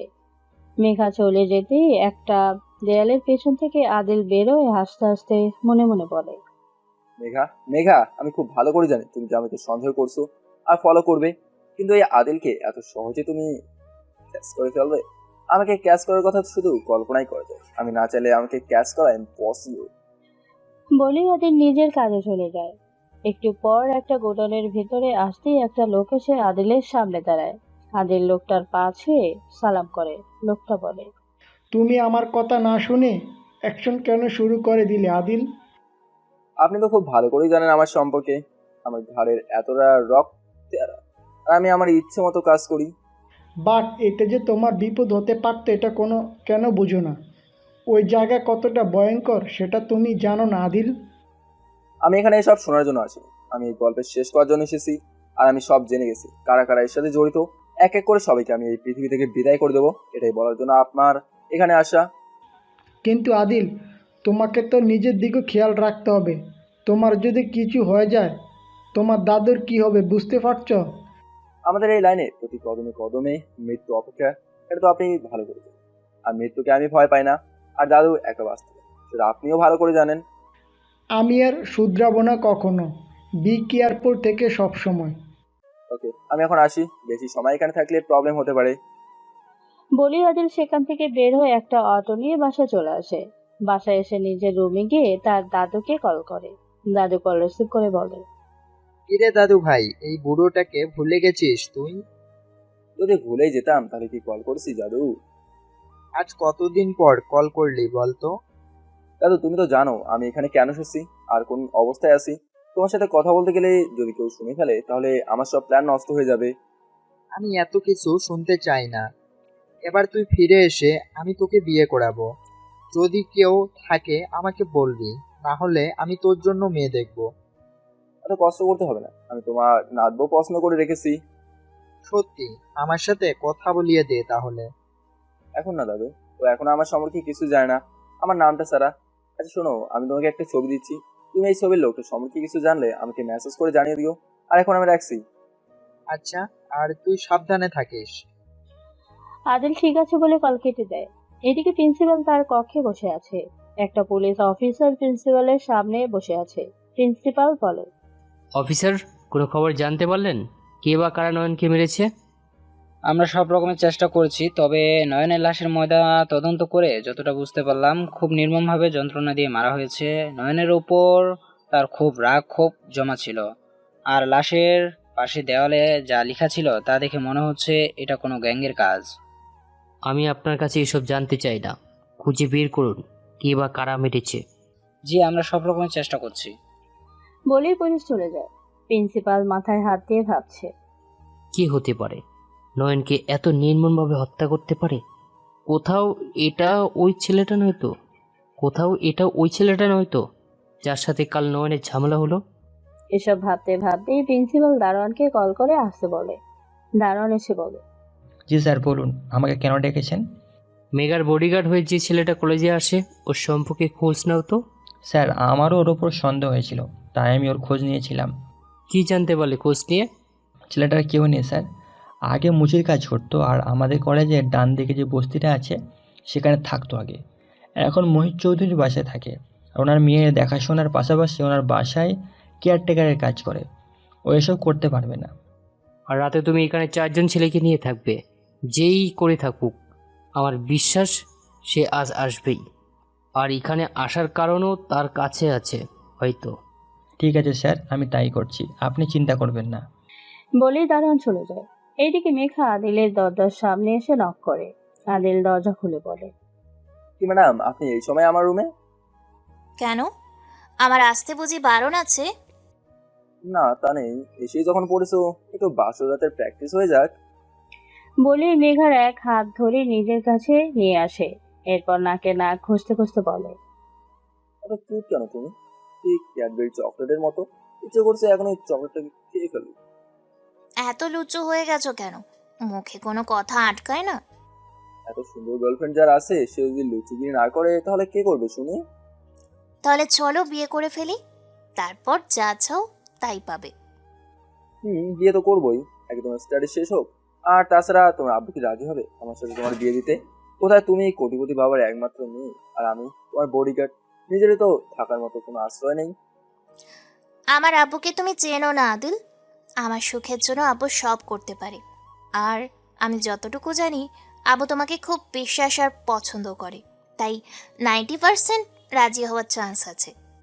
আচ্ছা আগে তুমি লেখাপড়া শেষ করো, তারপর তোমার আব্বুকে বলবা। এখন যেই জন্য কাছে টানলে তা করো। আচ্ছা আমার চাইতে দেখছি তোমারই আদর খাওয়ার ইচ্ছে বেশি, তাহলে হয়ে যাক। বলেই আদিল মেঘার চুলে হাত ডুবিয়ে দেয়। অন্য হাত মেঘার পিঠে রেখে আরো কিছুটা নিজের সাথে মিশিয়ে নেয়। দুইজনের মাঝে এখন এক চুল পরিমাণ দূরত্ব নেই। ধীরে ধীরে আদিল মেঘার গোলাপি ঠোঁটে নিজের ঠোঁট ডুবে দেয়। 5 মিনিট পর ছেড়ে দিয়ে একে অপরের চোখের দিকে তাকিয়ে বড় বড় নিঃশ্বাস নিচ্ছে। মেঘা লজ্জাতে আদিলের বুকে মুখ লুকায়। আদিল তার বাহু ধরে বেঁধে নেয় মেঘাকে। বিকেলে আদিল আর মেঘা ড্রয়িং রুমে বসে টিভিতে শাহরুখ খানের ডন মুভি দেখছে। হঠাৎ কলিং বেল বেজে ওঠে। মেঘা গিয়ে দরজা খুলে দেখে কণা। আরে কণা, তুই আয়, ভিতরে আয়। বয়ফ্রেন্ড পেয়ে তো আমাকে তুই ভুলেই গেছিস। তোকে কি আমি ভুলতে পারি, আমার গুলুমুলু বান্ধবীটা? হয়েছে, আর ঢং করতে হবে না। তা আমার হবু দুলাভাই কোথায়? আয়, ভিতরে বসে আছে। এরপর কণা মেঘার সাথে ভেতরে এসে দেখে আদিল খুব মনোযোগ দিয়ে মুভি দেখছে। কণা বলে, এই যে হবু দুলা ভাই, এত মনোযোগ দিয়ে মুভি দেখছেন, কেউ যে এসেছে সেই দিকেও একটু খেয়াল করুন। আদিল কণার দিকে তাকিয়ে বলে, আরে কণা, তুমি এসো, আসলে এই মুভিটা আমার খুব ভালো লাগে। এই মুভিতে তো শাহরুখ খান ডন হয়েও সবার চোখে ভালো মানুষ হয়ে থাকে। এই মুভি দেখে কি শিখছেন দুলা ভাই? আমাদের সমাজে এমন অনেক মানুষ আছে যাদের দেখতে খুব সাধারণ আর বোকা মনে হয়, কিন্তু দেখা যায় তারা অনেক বড় বড় মাফিয়া। আচ্ছা হয়েছে, এত জ্ঞান দিতে হবে না। তুমি মুভি দেখো, আমি কণাকে নিয়ে রুমে যাচ্ছি। বলেই মেঘা কণাকে নিয়ে রুমে চলে যায়। আদিল মুচকি আসে। হঠাৎ আদিলের মোবাইলে টং করে একটা মেসেজ আসে। ওপেন করতেই দেখে তার দাদু সেই লোকটার ইনফরমেশন দিয়েছে। আদিল মনে মনে বলে, আমি জানতাম এটা এরই কাজ, প্রথম দিন থেকেই এর উপর আমার সন্দেহ ছিল। Just wait and watch. বলে আবার মুভি দেখতে থাকে। কণা মেঘার রুমে এসে বলে, কি রে, এভাবে দুলা ভাইয়ের সামনে থেকে নিয়ে আসলি কেন? ভয় নেই তোর, জিনিস আমি নিব না। দেখ, আগে কথা শোন। কাল নয়ন আদিলের সাথে ঝগড়া করলো, আর আজ সকালে লাশ হয়ে গেল। এটা আমার কাছে একটু কেমন রহস্যময় লাগছে। এখানে রহস্যের কি আছে? তোর কি মনে হয় আদিল ভাই এসব করেছে? দেখ, আদিল ভাইকে দেখে মনে হয় না ওনার দ্বারা এসব সম্ভব। তুই একটু বেশি ভাবছিস। আর নয়নের কত লোকের সাথে ঝামেলা, তাদের মধ্যে কেউ হয়তো মেরেছে। এটাও হতে পারে, কিন্তু আজ 2 দিন ধরে আদিলের ব্যবহার আমার কাছে একটু কেমন সন্দেহজনক লাগছে। কোথাও আদিল মাফিয়া নয় তো? এসব আমি কি করে জানবো? আর আদিল ভাইকে দেখে কোনোভাবেই আমার মনে হয় না উনি মাফিয়া হতে পারে। তুই একটু বেশি ভাবছিস আদিল ভাইকে নিয়ে। হয়তো তুই ঠিক বলছিস। আচ্ছা ওসব বাদ দে, চল নিচে যাই। বলেই দুজন নিচে চলে আসে। তিনজন কিছু সময় আড্ডা দিয়ে কণা চলে যায়। আদিল মেঘাকে নিয়ে সন্ধ্যা পর্যন্ত ঘোরাঘুরি করে বাসা চলে আসে। রাতে ডিনার করে মেঘা নিজের রুমে চলে যায়। আদিল রুমে এসে একটা ঘুমের ওষুধ 1 গ্লাস দুধে মিশিয়ে দিয়ে কণার রুমে এসে দেখে কণা বসে আছে। আদিলকে দেখে মেঘা বলে, তুমি আর হাতে দুধ কেন? তুমি তো লেখাপড়া করো, তাই তোমার জন্য নাও খেয়ে নাও। আমার দুধ খেতে ভালো লাগে না। এটা তো হবেই, আমি তোমার জন্য নিজ হাতে নিয়ে এসেছি। বলে মেঘার পাশে বসে এক প্রকার জোর করে খাইয়ে দিয়ে কপালে চুমু দিয়ে চলে যায়। মেঘা কিছু সময়ের মধ্যে ঘুমের দেশে হারিয়ে যায়। রাত প্রায় 1টা। আদিল একটা মুখোশ পরে রুম থেকে বের হয়ে খুব সাবধানে পেছনের দরজা খুলে হাঁটতে হাঁটতে চলে আসে কলেজের সামনে। আশেপাশে তাকিয়ে দেয়ালের উপরে উঠতে দেখে 4 জন বসে তাস খেলছে, আর দারোয়ান দেয়ালে বসে মদ খাচ্ছে। আদিল কোনো শব্দ না করে খুব সাবধানে নিচে নেমে কোমর থেকে পিস্তল বের করে একটা সাইলেন্স ফিট করে নেয়। দেয়ালের কারণে আদিল যেখানে লুকিয়ে আছে সেখানে অন্ধকার, কিছু দেখা যায় না। আদিল খুব সাবধানে সেই ঘরটার দিকে যেতে থাকে। হঠাৎ একটা শুকনো ডালে আদিলের পা পড়ে যায়, আর শব্দ হয় দারোয়ান সহ বাকি 4 জন সেই দিকে এসে দেখে একটা বিড়াল বসে আছে। দারোয়ান বলে, শালা বিড়াল এখানে কি করছে? এই চল জায়গায় গিয়ে বসি। বলেই সবাই নিজেদের জায়গায় গিয়ে বসে। হঠাৎ একজনের চোখ যায় সেই ঘরের দরজা থেকে। দরজা খোলা। দারোয়ানকে বললে দারোয়ান বলে, দরজা তো বন্ধ ছিল, তাহলে খুললো কে? এই আয় তো তোরা, আর ছুরি বের করে হাতে নে। বলি 1 পা 2 পা করে সবাই ঘরের দিকে যেতে থাকে। ভিতরে ঢুকে দেখে আদিল বসে বসে চিপস খাচ্ছে। দারোয়ান আদিলকে দেখে বলে, তুই এখানে কি করছিস? এত বড় সাহস, তুই ঘরের ভিতরে ঢুকেছিস যেখানে রাতে কেউ কলেজের আশেপাশে আসারও সাহস পায় না, আর তুই? আহা চাচা থামো, আমার ব্যাপারে খবর নেওয়া হয়েছিল, তুমি কিছু তো জানতে পারলো না। তোমাকে একটা সত্যি কথা বলি, নয়নকে আমি মেরেছি। কিভাবে জানো? না, না বলে না করে দেখাই। আমি আবার কথা বলি কম, কাজ করি বেশি। ওদের মধ্যে একজনকে পাঠাও। প্রথমত তুই এখানে এসে নিজের মৃত্যু ডেকে এনেছিস, আর সত্যি বলে ভুল করেছিস। এখন তোর মৃত্যু কনফার্ম। বলি 4টা ছেলের মধ্যে একটা ছেলে আদিলের কাছে গিয়ে ছুরি দিয়ে আঘাত করতে গেলে আদিল ছুরি ধরে মুখে ইচ্ছে মতো খুশি মারতে থাকে। সব শেষে ছুরিটা গলায় ঢুকিয়ে দেয়। সবাই ভয় পেয়ে যায় আদিলের এমন রূপ দেখে। 3 জন একসাথে যেতে নিলে আদিল কোমর থেকে সাইলেন্সার লাগানো পিস্তল বের করে সবার পায়ে গুলি করে। এটা দেখে দারোয়ান পালাতে গেলে আদিল দৌড়ে এসে দারোয়ানের সামনে দাঁড়ায়। দারোয়ান ভয়ে একটা শুকনো ঢোকিলে বলে, আমাকে মেরো না, আমার বাসায় ছোট ছোট 2টা বাচ্চা আছে, আমার কিছু হয়ে গেলে তারা এতিম হয়ে যাবে। তুই কতগুলো মায়ের বুক খালি করেছিস জানিস? কত নিষ্পাপ মেয়েকে কিডন্যাপ করছিস, কত স্টুডেন্টের প্রাণ অকালে ঝরে গেছে তোর জন্য। আদিল শব্দের অর্থ ন্যায় পরায়ণ, আর আমি এখানে সেই ন্যায় করতে এসেছি। বলি দারোয়ানকে ইচ্ছে মতো মাথা থাকে। দারোয়ান চিৎকার করার চেষ্টা করলেও আদিল মুখের ভেতরে পিস্তলের নল ঢুকিয়ে দেয়। আশেপাশে তাকিয়ে একটা গাছের ডাল ভেঙে ইচ্ছে মতো পেটায়। এরপর ট্রেনে ঘরের ভেতরে নিয়ে যায়। একটা ছুরি নিয়ে সবার ডান হাত আর ডান পা কেটে ফেলে। সবাই ছটফট করছে। আদিল বলে, তোর এত কষ্ট আমার সহ্য হচ্ছে না রে। এখন তোদের শান্তির ব্যবস্থা করবি, আর তাহলে তোদের মৃত্যু। বলি প্রথমে দারোয়ানের মাথা শরীর থেকে আলাদা করে ফেলে। বাকি 3জন ভয় পালাতে চাইছে কিন্তু নড়াচড়া করতে পারছে না। আদিল এক এক করে সবাইকে মেরে ফেলে। এরপর এক এক করে সবাইকে গেটের সামনে শুইয়ে দিয়ে অন্য পাশের দেয়ালে রক্ত দিয়ে বড় বড় করে লিখে। কেউ বাঁচবে না, সবাইকে এক এক করে সবাইকে মরতে হবে। বলি কাউকে কল করে গাড়ি নিয়ে আসতে বলে। সাথে সাথে 2টা গাড়ি চলে আসে। আদিল ঘরের ভেতরে ঢুকে সুড়ঙ্গ এক ঢাকনা তুলে। আদিল আশেপাশে মোবাইলের লাইট অন করে দেখে এক পাশে লাইটের সুইচ অন করতেই আদিল দেখে নিচে গিয়ে দেখে প্রায় 30-40 জন মেয়ে শুয়ে আছে। হঠাৎ লাইট অন হওয়ায় সবার ঘুম ভেঙে যায়। তাকে দেখে একটা ছেলে, পুরো শরীরের রক্ত। আদিল বলে, তোমাদের ভয়ের কিছু নেই, আমি তোমাদের এখন থেকে নিয়ে যেতে এসেছি। তবে এখন কেউ বাড়ি ফিরতে পারবে। এখানে এই খেলার ম্যান পরিচালককে শাস্তি দেওয়া বাকি। তোমরা এখন বাড়ি ফিরলে আমার সকল প্ল্যান মাটি হয়ে যাবে। চুপচাপ এক এক করে আমার সাথে এসো। আর ফার্স্ট, বাইরে গাড়ি অপেক্ষা করছে, সবাই গিয়ে গাড়িতে উঠে বসো। আদিলের কথা শুনে সবাই এক এক করে বের হয়ে গাড়িতে উঠে বসে। আদিল ড্রাইভারের কাছে গিয়ে বলে, সবাইকে নিয়ে গোডাউনে রাখো, আর কারো কোনো যেন ক্ষতি না হয়। লেট করো না, সকাল হয়ে যাচ্ছে। ফার্স্ট যাও। ড্রাইভার আমার কথা মতো মেয়েগুলোকে নিয়ে চলে যায়। আর আমি বাসায় ফিরে খুব সাবধানে রুমে গিয়ে ওয়াশরুমে গিয়ে গোসল করি, চেঞ্জ করি। আজও তার ড্রেস বাইরে এসে আগুন জ্বালিয়ে দিয়ে রুমে এসে শুয়ে পড়লাম। পরদিন সকালে মেয়েকে ঘুম থেকে উঠে মাথা ধরে বসে আছে। মনে বলে, হঠাৎ এমন হলো কেন রাতে? এখনো মাথা ব্যথা করছে। কোনো রকমে উঠে ফ্রেশ হতে চলে যায়। ফ্রেশ হয়ে এসে আদিলের রুমে এসে দেখে আদিল ঘুমোচ্ছে। কিছু না বলে নিচে চলে আসে। নিচে আসতেই মহিত চৌধুরী বলে, আজও তোদের কলেজে খুন হয়েছে? কি বলছো আব্বু? আজ আবার কে খুন হয়েছে? দারোয়ান সহ 4 জন। কি, দারোয়ান চাচাকে মারবে? আর কেন? সেটা তো আমিও বুঝতে পারছি না। গরিব লোল দারোয়ান, তার সাথে কার শত্রুতা থাকতে পারে? কি নির্মমভাবে মেরেছে, মাথা শরীর থেকে আলাদা করে ফেলেছে।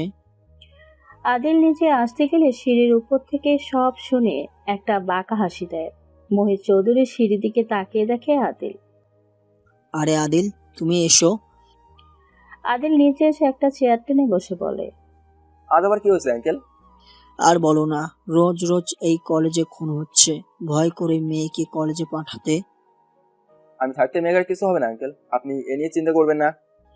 তুমি আছো বলেই আমি নিশ্চিন্তে আছি। আচ্ছা, খাবার খেয়ে নাও এখন সবাই। খাবার খেয়ে যে যার রুমে গিয়ে শুয়ে থাকে। আদিল রুমে বসে আছে, হঠাৎ তার মোবাইল বেজে ওঠে। কল রিসিভ করে বলে, বলুন, সবকিছু ঠিক আছে তো? সব ঠিক আছে, বাট মেয়েগুলো বাসা না পৌঁছে দিয়ে এখানে পাঠালে কেন? এটাই তো আমার প্ল্যান। এখন 2জন বেঁচে আছে, আর এখন মেয়েগুলো না পেয়ে 2জনের মাঝে শত্রুতা শুরু হবে। এ বলবে তুই মেয়েগুলোকে সরিয়েছিস, ও বলবে তুই, আর 2জনের মধ্যে একজন বাঁচবে, তাকে আমি মারবো। তোমার মাথা এত দিকে কাজ করে কি করে? এই জন্যই তো আমার নাম আদিল। আচ্ছা যাই হোক, মেয়েগুলোকে যেন কোনো ক্ষতি না হয়, আমি এখন রাখছি, কেউ শুনলে সমস্যা হবে। বলি আদিল কল কেটে পেছনে ঘুরে দেখে মেঘা দাঁড়িয়ে আছে, চোখ থেকে পানি পড়ছে। আদিল ভয় পেয়ে যায়। তুমি তুমি কখন আসলে এখানে? তার মানে এই খুনগুলো তুমি করছো? আমার সন্দেহ তাহলে ঠিক ছিল। আজকে মেঘা ভেতরে এসো, আমি তোমাকে সব বলছি, আর সব সত্যি আমি তোমাকে বলবো। আমার আর কিছু শোনার নেই। তুমি আমাকে এভাবে ঠকালে আদিল। তোমাকে বিশ্বাস করেছিলাম, ভেবেছিলাম তুমি শান্ত আর ভালো মানুষ, কিন্তু তুমি তো একটা খুনি। আদিল মেঘার কাছে গিয়ে টেনে ভেতরে এনে দরজা বন্ধ করে 2 বাহু ধরে বলে, আস্তে কথা বলতে বলছি না? বললাম তো সব বলছি, তাও কেন চিৎকার করছো? কি বলবে তুমি? এখনো তোমার বলার কিছু বাকি আছে? তুমি যা শুনেছো সব সত্যি। হ্যাঁ, আমি নয়ন সহ আজকে 5 জনকে মেরেছি। তুমি কেন মেরেছি জানো? নয়নকে মেরেছো কারণ ও তোমাকে কলেজে অপমান করেছে, আর দারোয়ান চাচাকে তোমাকে কলেজের ভিতরে ঢুকতে দেয়নি বলে। কিন্তু কোন মেয়েদের কথা বলছিলে? মেয়েগুলো কি করেছে তোমার? তার মানে এতদিন আমাদের কলেজ থেকে যে মেয়েগুলো কিডন্যাপ হয়েছে, তুমি করেছো এগুলো? আমাকে কিছু বলতে দেবে? নিজের মতো করে গল্প বানিয়ে যাচ্ছ। হুম, বলো। আমি জানতে চাই কেন এগুলো করেছো তুমি। এখানে সমস্যা আছে, তুমি আমার সাথে বাইরে চলো, আমি তোমাকে সব বলবো আজ। কি আমি কেন এখানে এসেছি আর কেনই বা তোমাদের বাসা। বাট তুমি শুধু নিজেকে একটু কন্ট্রোল করো। আর তোমার আব্বুকে এখন কিছু বুঝতে দিও না, অনেক কথা বলার আছে তোমাকে। হো, আজ আমাকে বাহিরে নিয়ে গিয়ে কিডন্যাপ করবে, তাই না? আমি আব্বুকে সব বলে দিব। Shut up. তোমাকে কিডন্যাপ করা হলে আরো আগেই করতে পারতাম। যেদিন তুমি আমাকে হাতের ঝিল ব্রিজে খুঁজেছিলে, তোমার বাসার সামনে আমাকে দেখে রাতে বের হয়েছিলে, সেদিন আমার পিছনে পিছনে কলেজ গিয়েছিলে রাত 1টা। গতকাল আমাকে ফলো করতে করতে আমার অটোর পেছনে গিয়েছিলে। মানে এতদিন আমি যে তোমাকে এখানে ওখানে দেখেছি সব সত্যি ছিল, আর তুমি আমাকে দেখে লুকিয়ে যেতে? আর ততক্ষণ আমি যেতাম না যতক্ষণ তুমি বাসায় না পৌঁছাতে। প্লিজ আমাকে 10টা মিনিট সময় দাও, আমি তোমাকে সব বলবো। শুধু তোমার আব্বুকে এখন কিছু বলো না। ঠিক আছে, শুধু 10 মিনিট, আমি রেডি হয়ে আসছি। বলেই মেঘা চলে যায়। আদিল একটা দীর্ঘশ্বাস ফেলে বলে, আজই সব শুনে ফেলতে হলেও আর 2 দিন পরই তো এই গল্পের শেষটা হয়ে যেত। ভেবেছিলাম তখনই বলবো, আপনারা হয়তো আমাকে মাফিয়া ভাবছেন। আমি মাফিয়া নই, আমি হলাম না এখন বলবো। তাহলে আবার মেঘাকে বলতে হবে, একটু পর মেঘাকে বলবে আমি কে, তখন শুনে নেবেন। বলেই আদিল রুম থেকে বের হয়ে নিচে এসে বসে থাকে। একটু পর মেঘা এলে আদিল মেঘাকে নিয়ে বের হতে গেলে মহেশ চৌধুরী বলে, তোমরা কি কোথায় যাচ্ছ? মেঘা বললো ওনাকে শপিং করবে, তাই নিয়ে যাচ্ছি। ও আচ্ছা, যাও তাহলে। আদিলে মেঘা বাইরে এসে মেঘা ড্রাইভ সিটে বসতে গেলে আদিল বলে, আমি ড্রাইভ করছি, তুমি ওখানে বসো।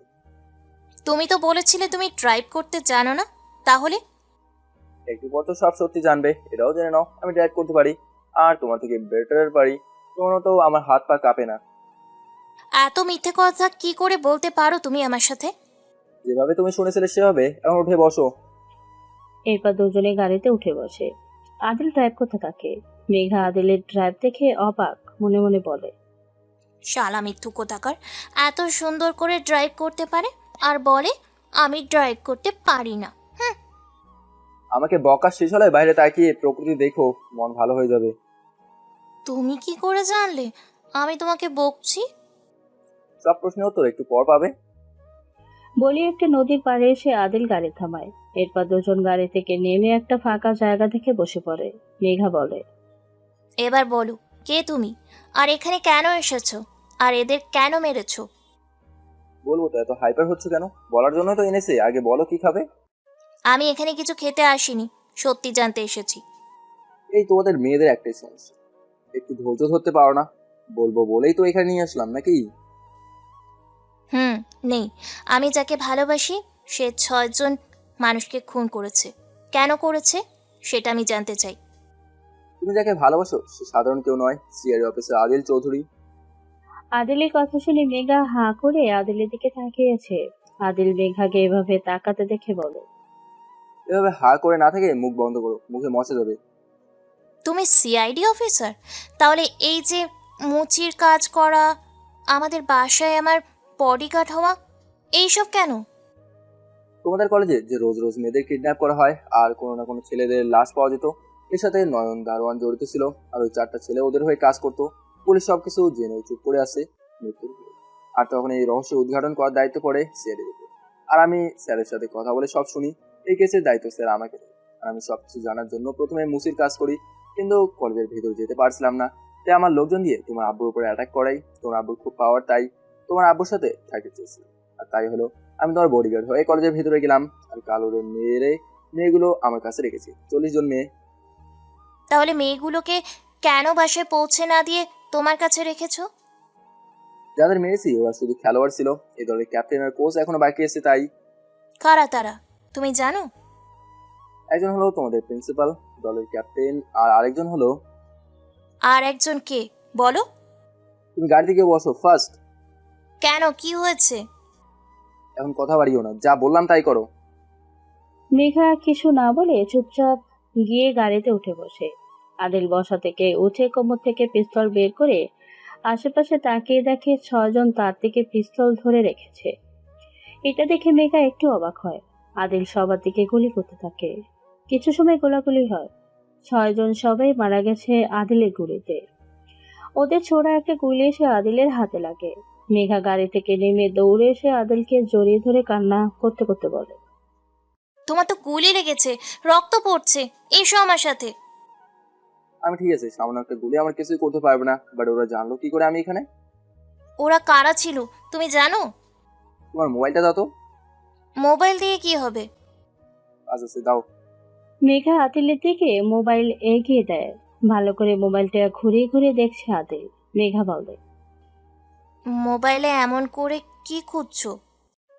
না, তোমার মোবাইলটা অনেক সুন্দর তাই দেখছিলাম। বলে ইশারা বলে চুপ করতে। এরপর মোবাইলের কভার খুলে ভেতরে দেখে একটা মিনি মাইক্রোফোন। মেঘা নিজেও বেশ অবাক হয় এটা দেখে। আদিল বাঁকা হাসে। মাইক্রোফোনটা পানিতে ছুঁড়ে ফেলে। মেঘা বলে, এটা কি? আর আমার মোবাইলে কি করে এলো? এটা একটা মাইক্রোফোন, এর সাথে তুমি এবং আমি যা কথা বলেছি সব তোমার আব্বু শুনে নিয়েছে। আব্বু শুনেছে? মানে কি বলছো তুমি? আব্বু কেন আমার মোবাইলে এগুলো লাগাবে? তুমি জানতে চাইলে না আরেকজনকে? তুমি তো তখন একজনের নাম বলে চুপ হয়ে গেলে। তুই একজন আর কেউ নয়, তোমার আব্বু। হোয়াট? এটা কখনোই হতে পারে না আদিল, আমার আব্বু এমন না, আমি বিশ্বাস করি না। বিশ্বাস করতে হবে মেঘা, কারণ এটাই সত্যি। তুমি একটা বিষয় কি কখনো খেয়াল করছো? তোমাদের কলেজ থেকে রোজ মেয়েদের কিডন্যাপ করা হয়, কিন্তু তোমাকে কেন করেনি? এটা একটু ভাবো তো। আমাকে কিডন্যাপ না করার সাথে আব্বুর কি সম্পর্ক? তোমাকে এই জন্যই কিডন্যাপ করা হয়নি কারণ এই খেলার মূল কারিগর তোমার আব্বু। সবাইকে দেখায় সে একজন businessman, but she is a criminal. তোমাদের বাসায় আমি কেন এসেছি একটু ভাবো। সে তো তুমি আব্বুর জীবন বাঁচিয়েছো, তার জন্য আব্বু তোমাকে আমার বডিগার্ড হিসেবে রেখেছে। এটা পুরোটাই আমার প্ল্যান। সেদিন তোমার আব্বুর উপর যারা অ্যাটাক করে তারাও সিআইডি অফিসে ছিল। আমি আরো আগেই জানতে পারি তোমার আব্বু এর সাথে জড়িত। তখন তোমার আব্বুর আশেপাশে থেকে আমার প্রমাণগুলো সংগ্রহ করা প্রয়োজন ছিল, আর তাই আমার তোমাদের বাসায় আসা। আর আমি এত সাকসেসও হয়েছি। তোমার আব্বুর মোবাইল থেকে সকল প্রমাণ আমি নিয়েছি। তোমার আব্বুর কনভারসেশন সহ সকল প্রমাণ আমার হাতে চলে এসেছে। আর এই ছেলেগুলো আর কেউ না, তোমার আব্বুর লোক, যারা আমাকে মারতে এসেছিল। আদিলের কথা শুনে মেঘা চোখে পানি ছলছল করছে। তার আব্বু এত খারাপ, এটা সে ভাবতেও পারছে না। মেঘা বলে, আর আমার সাথে কি তাহলে ভালোবাসার অভিনয় করেছো আব্বুকে ধরার জন্য? না মেঘা, তোমাকে আমি সত্যি ভালোবাসি। তোমার আব্বুকে ধরার জন্য আমি তোমাকে ব্যবহার করিনি। আমার আব্বু এতদিন ভালো মানুষের মুখোশ পড়েছিল, আমি বিশ্বাস করতে পারছি না আদিল, আমার আব্বু এতটা নোংরা কাজ করতে পারে। বুঝো না মেঘা, নিজেকে সামলে নাও। তোমার আব্বুর সাথে এরপর যা হবে সেটা শুনতে পারবে। কি করবে তুমি? বলি মেঘা আদিকে জড়িয়ে ধরে কান্না করে দেয়। আদিল মেঘার মাথায় হাত বোলাতে বোলাতে বলে, আমি নাকি রক্তটা, আমার ডিপার্টমেন্টের সবাই বলে এই কারণ আমি ক্রিমিনালকে ভালো হবার সুযোগ দেই না, সোজাও করতে দেবো।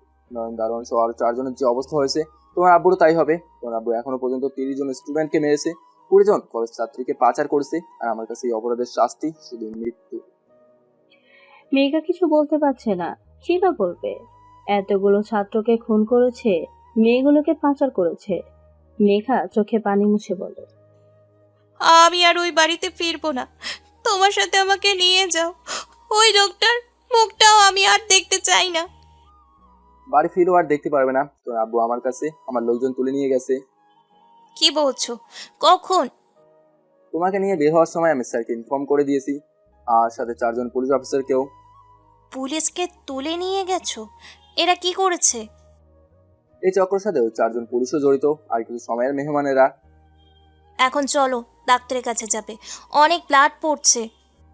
এসব আমার জন্য কিছু না, এর চেয়ে বেশি কিছু হলেও আমার কিছু হবে না। আগের কথা আর এখনকার কথা এক নয়। এখন তোমার জীবনের সাথে আমার জীবনও জড়িয়ে আছে। তোমাকে সবাই ভয় পেলেও এখন থেকে আমাকে তোমাকে ভয় পেতে হবে। চলো। আদিল মুচকি এসে মেঘাকে নিয়ে হসপিটালে এসে হাত থেকে গুলি বের করে হাতে ব্যান্ডেজ করে দেয়। এরপর হসপিটাল থেকে বের হয়ে মেঘাকে নিয়ে নিজের বাসায় চলে আসে। মেঘা গাড়ির থেকে নেমে হাঁ করে আছে। মেঘা বলে, এটা কি বাড়ি নাকি রাজপ্রাসাদ? এত বড় বাড়ি তোমার? এটা আমার বাড়ি, চলো ভিতরে। বলেই দুজনে হাঁটতে থাকে। দারোয়ান আদিলকে দেখে সালাম দেয়। আদিল সালামের জবাব দিয়ে ভেতরে গিয়ে কলিং বেল বাজায়। বাসার কাজের লোক এসে দরজা খুলে আদিলকে দেখে আদিলের দাদুকে ডাকে। দাদু এসে আদিলকে দেখে জড়িয়ে ধরে বলে, এই বুঝি তোর আসার সময় হলো? এই বুড়োর কথা মনে থাকে না, তাই না? দাদু আবার শুরু করলে? এই তো চলে এসেছি, আর যাবো না তোমার থেকে দূরে। সত্যি বলছিস তো নাকি ঢপ দিচ্ছিস? সত্যি বলছি দাদু, আর এই দেখো কাকে নিয়ে এসেছি। দাদু মেঘা দিকে তাকিয়ে বলে, এটা বুঝি আমার ডার্লিং? বুড়ো, এটা তোমার না, এটা আমার। আচ্ছা তুমি মেঘার সাথে পরিচিত হও, আমাকে একটা কাজে যেতে হবে। বলে আদিল মেঘাকে দাদুর সাথে রেখে বের হতে গেলে মেঘা বলে, কখন আসবে বাসায়? এই বুড়োটাকে বুঝি পছন্দ হয় না আমার ডার্লিং এর? মেঘা মুছিয়ে আসে। আদিল একটু পরে আসবে বলে চলে আসে গোডাউনে। এসে দেখে মোহিত চৌধুরী সহ 4 জন পুলিশকে বেঁধে রেখেছে। আদিল এসে একটা চেয়ার টেনে মোহিত চৌধুরীর সামনে বসে বলে, মিস্টার মোহিত চৌধুরী, নামে বিজনেসম্যান আর কাজে ক্রিমিনাল। আমাকে ছেড়ে দে আদিল, তুই জানিস না আমি তোর কি করতে পারি। নিজেকে আগে এখান থেকে সারা, তারপর না আমাকে কিছু করবি। তোর পাপের ভান্ডার পূর্ণ হয়ে গেছে। বলি আদিল চেয়ার থেকে উঠে হাতে একটা রড নিতেই আদিলের সিনিয়র অফিসার বলে, আদিল কি করছো? রড দিয়ে কি করবে? এদের আইনের হাতে তুলে দে আমাদের কাজ। কেন স্যার? যাতে সারা পেয়ে আবার নিরীহ ছাত্রছাত্রীর জীবন নষ্ট করতে পারেন? আপনি আমার সম্পর্কে খুব ভালো করে জানেন। আমার ডিকশনারিতে অন্যায়ের শাস্তি মৃত্যু। কিন্তু আদিল, নো মোর কিন্তু স্যার, এদের জীবনের পথ চলায় এই পর্যন্তই। বলি আদিল রড দিয়ে মোহিত চৌধুরীর পায়ে নিজের শরীরের সমস্ত শক্তি দিয়ে আঘাত করে। মোহিত চৌধুরী চিৎকার করে ওঠে। এত জোরে চিৎকার করে যে পুরো গোডাউন কেঁপে ওঠে। 4 জন পুলিশ ভয়ে শুকনো ঢোকিলে আদিল রড মোহিত চৌধুরীর গলায় চেপে ধরে বলে, কতগুলো নিষ্পাপ স্টুডেন্টকে তুই খুন করেছিস, কতগুলো মেয়ের জীবন তোর জন্য নষ্ট হয়ে গেছে। আজ তোকে এতটা যন্ত্রণা দিয়ে মারবো যে মৃত্যুর জন্য আমার কাছে ভিক্ষা করবি। বলি ইচ্ছে মতো রড দিয়ে মারতে থাকে মোহিত চৌধুরীকে। মারতে মারতে রক্তাক্ত করে ফেলে। তবুও যেন আদিলের রাগ কমছে না। আশেপাশে তাকে কিছু না পেয়ে চেয়ারটা ছুঁড়ে মারে। এরপর ভাঙা একটা টুকরো হাতে নিয়ে ইচ্ছে মতো সারা শরীরে আঘাত করছে তাকে। মোহিত চৌধুরী যন্ত্রণা ছটফট করছে। পুলিশগুলো ভয়ে কাঁপছে। আদিলের স্যার এই দৃশ্য দেখে চোখ বন্ধ করে ফেলে। আদিল মোহিত চৌধুরীর বুকে লাথি মারতে চেয়ার দিয়ে নিচে পড়ে যায়। আদিল মোহিত চৌধুরীর গলায় পা দিয়ে চেপে ধরে।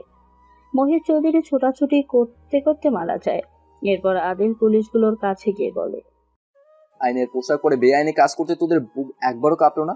তোদের সরকার এই পোশাকটা দিয়েছে গরিব অসহায় মানুষের সেবা করার জন্য, আর তোরা এদের মতো লোকের থেকে টাকা খেয়ে সেই গরিব মানুষের ক্ষতি করিস। নিজের সততা বিক্রি করে দিয়েছিস টাকার কাছে। টাকা টাকা টাকা, আজ দেখি তোদের টাকা তোদের বাঁচাতে পারে কিনা। বলি আদিল হাতে থাকা ভাঙ্গা চেয়ারের টুকরো দিয়ে পায়ে ইচ্ছে মতো আঘাত করতে থাকে। পুলিশগুলো ছটফট করছে। এরপর এক এক করে সবাই ভাঙা চেয়ারের টুকরো দিয়ে গলায় ঢুকিয়ে দেয়। ছটফট করতে করতে 4 জন মারা যায়। আদিল একটা চেয়ারে বসে মাথা নিচু করে বড় বড় নিঃশ্বাস নিচ্ছে। এ রক্তে আদিলের সারা শরীর লাল হয়ে গেছে। আদিলের স্যার এসে আদিলের কাঁধে হাত রাখতেই আদিল স্যারের দিকে তাকায়। স্যার বলে, এতটা রাগ ভালো নয় আদিল। রাগের মাথায় এদেরকে মেরে ফেললে এখন ওপরে কি জবাব দেব? সবার লাশগুলো রাতের অন্ধকারে কলেজের গেটে ফেলে দিয়ে আসার ব্যবস্থা করুন। এখনো একজন বাকি, তাকেও মরতে হবে, আর মেয়েগুলোকে তাদের বাসায় পৌঁছে দেওয়ার ব্যবস্থা করুন। ঠিক আছে, আমি দেখছি। তুমি ভালো করে ফ্রেশ হয়ে নাও। রক্ত পুরো শরীর লাল হয়ে গেছে। আদিল উঠে ওয়াশরুমে চলে যায়। স্যার 3 জন অফিসারকে বলে মেয়েগুলো তাদের বাসায় পৌঁছে দিতে। অফিসারগুলো মেয়েগুলোকে নিয়ে যার বাসায় চলে যায়। আদিল ফ্রেশ হয়ে ড্রেস চেঞ্জ করে বাসায় চলে আসে। আদিল বাসায় আসতেই দাদু বলে, দাদু ভাই, অনেক ক্রিমিনালদের পিছনে ছুটেছিস, এবার বিয়েটা করে নে। আমি আর কতদিন বাঁচবো জানি না, তোর বিয়েটা দেখে যেতে চাই। ঠিক আছে দাদু, তুমি বিয়ের ব্যবস্থা করো। মেয়েকে কোথায়? তোর রুমে ঘুমিয়ে আছে, খুব ক্লান্ত লাগছে।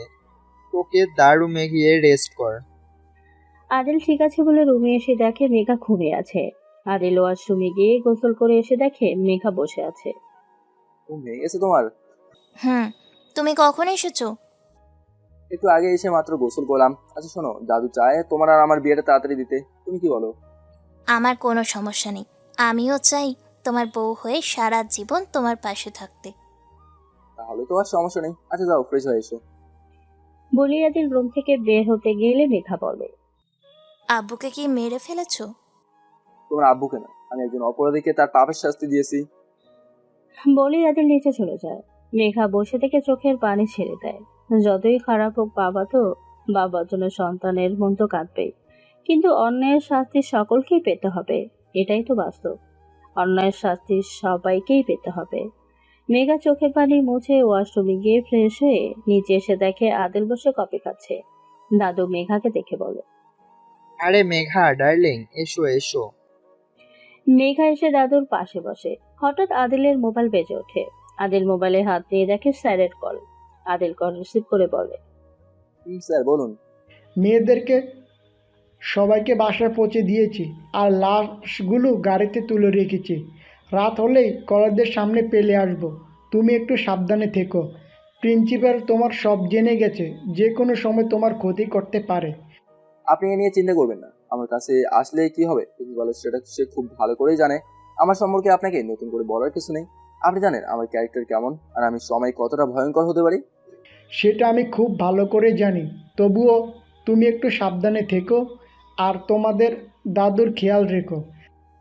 আদিল ঠিক আছে বলে কল রেখে তার দাদুর দিকে তাকাতেই দাদু বলে, আদিল, আমি চাই তোর আর মেঘার বিয়েটা এই শুক্রবারে হয়ে যাক, কি বলিস তুই? তোমার যা ভালো মনে হয় তাই করো দাদু। মেঘা, তোমার কিছু বলার আছে? মেঘা লজ্জা পেয়ে মাথা নিচু করে ফেলে। দাদু মেঘার থুতনিতে হাত রেখে বলে, লজ্জা পেলে? আমার নাত বউকে খুব সুন্দর লাগে। আমার নাতির পছন্দ এত ভালো হবে আমি কখনো ভাবিনি। এমনটা কেন মনে হয় দাদু তোমার? সব সময় গুন্ডা মাস্তানের পিছনেই ছুটে দিন কাটে। কখনো মেয়েদের দেখার সময়ও যে তোর আছে সেটাই তো জানতাম না। ওইসে আর এত প্রশংসা করতে হবে না আমার। আরো কিছু সময় তাদের এই টম এন্ড জেরির খুনসুটি চলে। এভাবেই দেখতে দেখতে কেটে যায় 6 দিন। এর মধ্যে সবাইকে আদিল আর মেঘার বিয়ে দাওয়াত দেওয়া হয়ে গেছে। আজ গায়ে হলুদ। মেঘা আর আদিলকে পাশাপাশি বসানো হয়েছে। আদিলকে একটা সাদা লুঙ্গি আর সাদা পাঞ্জাবি পরানো হয়েছে, আর মেঘাকে হলুদ শাড়ি, সাথে ফুলের তৈরি মালা চুড়ি। আদিল আর চোখে মেঘার দিকে তাকিয়ে দেখে মেঘাও তার দিকে আর চোখে তাকিয়ে আছে। একটু পর গায়ে হলুদের অনুষ্ঠান শুরু হয়। প্রথমে দাদু স্টেজে উঠে হলুদ দিয়ে দুজনের মাথায় হাত দিয়ে বলে, আল্লাহ নিজ হাতে তোদের একে অন্যের জন্য সৃষ্টি করেছে। সারা জীবন তোরা সুখী হ। আদিল আর মেঘা একে অপরের দিকে তাকিয়ে মুছিয়ে আসে। এরপর এক এক করে সবাই হলুদের অনুষ্ঠান শেষ করে। আদিল একটা গিটার হাতে নিয়ে মেঘার দিকে তাকিয়ে গাইতে শুরু করে। বর্ষা চোখে ঝরতে দেব না বৃষ্টি, তুই জাগবি সারা রাত, আমি আসবো হঠাৎ। গান শেষে সবাই হাততালি দিতে থাকে। এরপর আদিল মেঘাকে তার রুমে রেখে নিচে এসে শুয়ে পড়ে। পরের দিন সকালে সবাই কাজে ব্যস্ত। সবকিছু শেষ করতে করতে বিকেল হয়ে যায়। পার্লার থেকে মেয়েরা এসে মেঘাকে সাজাচ্ছে। আদিল অন্য রূপে রেডি হচ্ছে। তখন স্যার বলে, আজ থেকে তোমার জীবনের নতুন পথ চলা শুরু। এখন থেকে তোমারও পিছুটান থাকবে। এবার নিজের রাগটাকে একটু কন্ট্রোল করো। নিজের র্যাক কন্ট্রোল করতে পারবো কিনা জানি না স্যার, তবে পিছুটান থাকবে। তবে আমার ক্যারেক্টার চেঞ্জ হবে। আমাদের মিশনের এখন একজন আছে, তাকে শেষ করার পর আমি শান্ত হব। তুমি সত্যি কখনো চেঞ্জ হবে না। আচ্ছা, এখন রেডি হয়ে নাও, সবাই নিচে অপেক্ষা করছে। আদিল ঠিক আছে বলে শেরওয়ানি পরে রেডি হয়ে নেয়। একটু পর আদিল গিয়ে স্টেজে বসে পড়ে। কণা মেঘাকে বলে, দুলাভাই আজ তোকে দেখলে 100% বেহুশ হয়ে যাবে। আমি যদি ছেলে হতাম তাহলে তোকে নিয়ে এখন পালিয়ে যেতাম বান্ধবী। চুপ কর লুচি, একটু লজ্জা করে না তোর? কে বলে যাচ্ছে? লজ্জা তো আজ তুই পাবি বান্ধবী। একটু পর বিয়ে, তারপর বাসর রাত। আজ তো সব কিছু দুলাভাই চুরি করে নেবে। দেখে লজ্জা পেয়ে মাথা নিচু করে ফেলে। কন্যা শব্দ করে হেসে দেয়। একটু পর কণা মেঘাকে নিয়ে স্টেজে এসে আদিলের পাশে বসিয়ে দেয়। আদিল এক দৃষ্টিতে মেঘার দিকে তাকিয়ে আছে। দাদু আদিলের কানে কানে বলে, এমন করে তাকিয়ে থাকিস না, বেহুশ হয়ে যাবি। আদিল লজ্জা পেয়ে মাথা নিচু করে মুছিয়ে আসে। একটু পর কাজী সাহেব বিয়ের কাজ সম্পূর্ণ করে। কণা মেঘাকে নিয়ে স্টেজ থেকে নামতে গেলে হঠাৎ চারপাশ থেকে বৃষ্টির মতো গুলি আসতে থাকে। দাদু একজনকে আদিলকে লক্ষ্য করে গুলি ছুটতে দেখে আদিলকে ধাক্কা দিয়ে সরিয়ে দেয়, আর গুলি এসে সোজা দাদুর বুকে লাগে। আদিল দাদুকে ধরে বসে কান্না করতে করতে বলে, দাদু, এটা তুমি কি করলে? আমি তোমার কিছু হতে দেবো না, আমি তোমাকে বাঁচাবো। তোর চোখে পানি মানায় না দাদু ভাই, আমাকে হসপিটালে নিয়ে কোনো লাভ নেই, আমার সময় শেষ, মেঘাকে বাঁচা যা। বলেই দাদু আদিলের কোলে ঢলে পড়ে। আদিল দাদুকে ধরে চিৎকার করে কাঁদতে থাকে।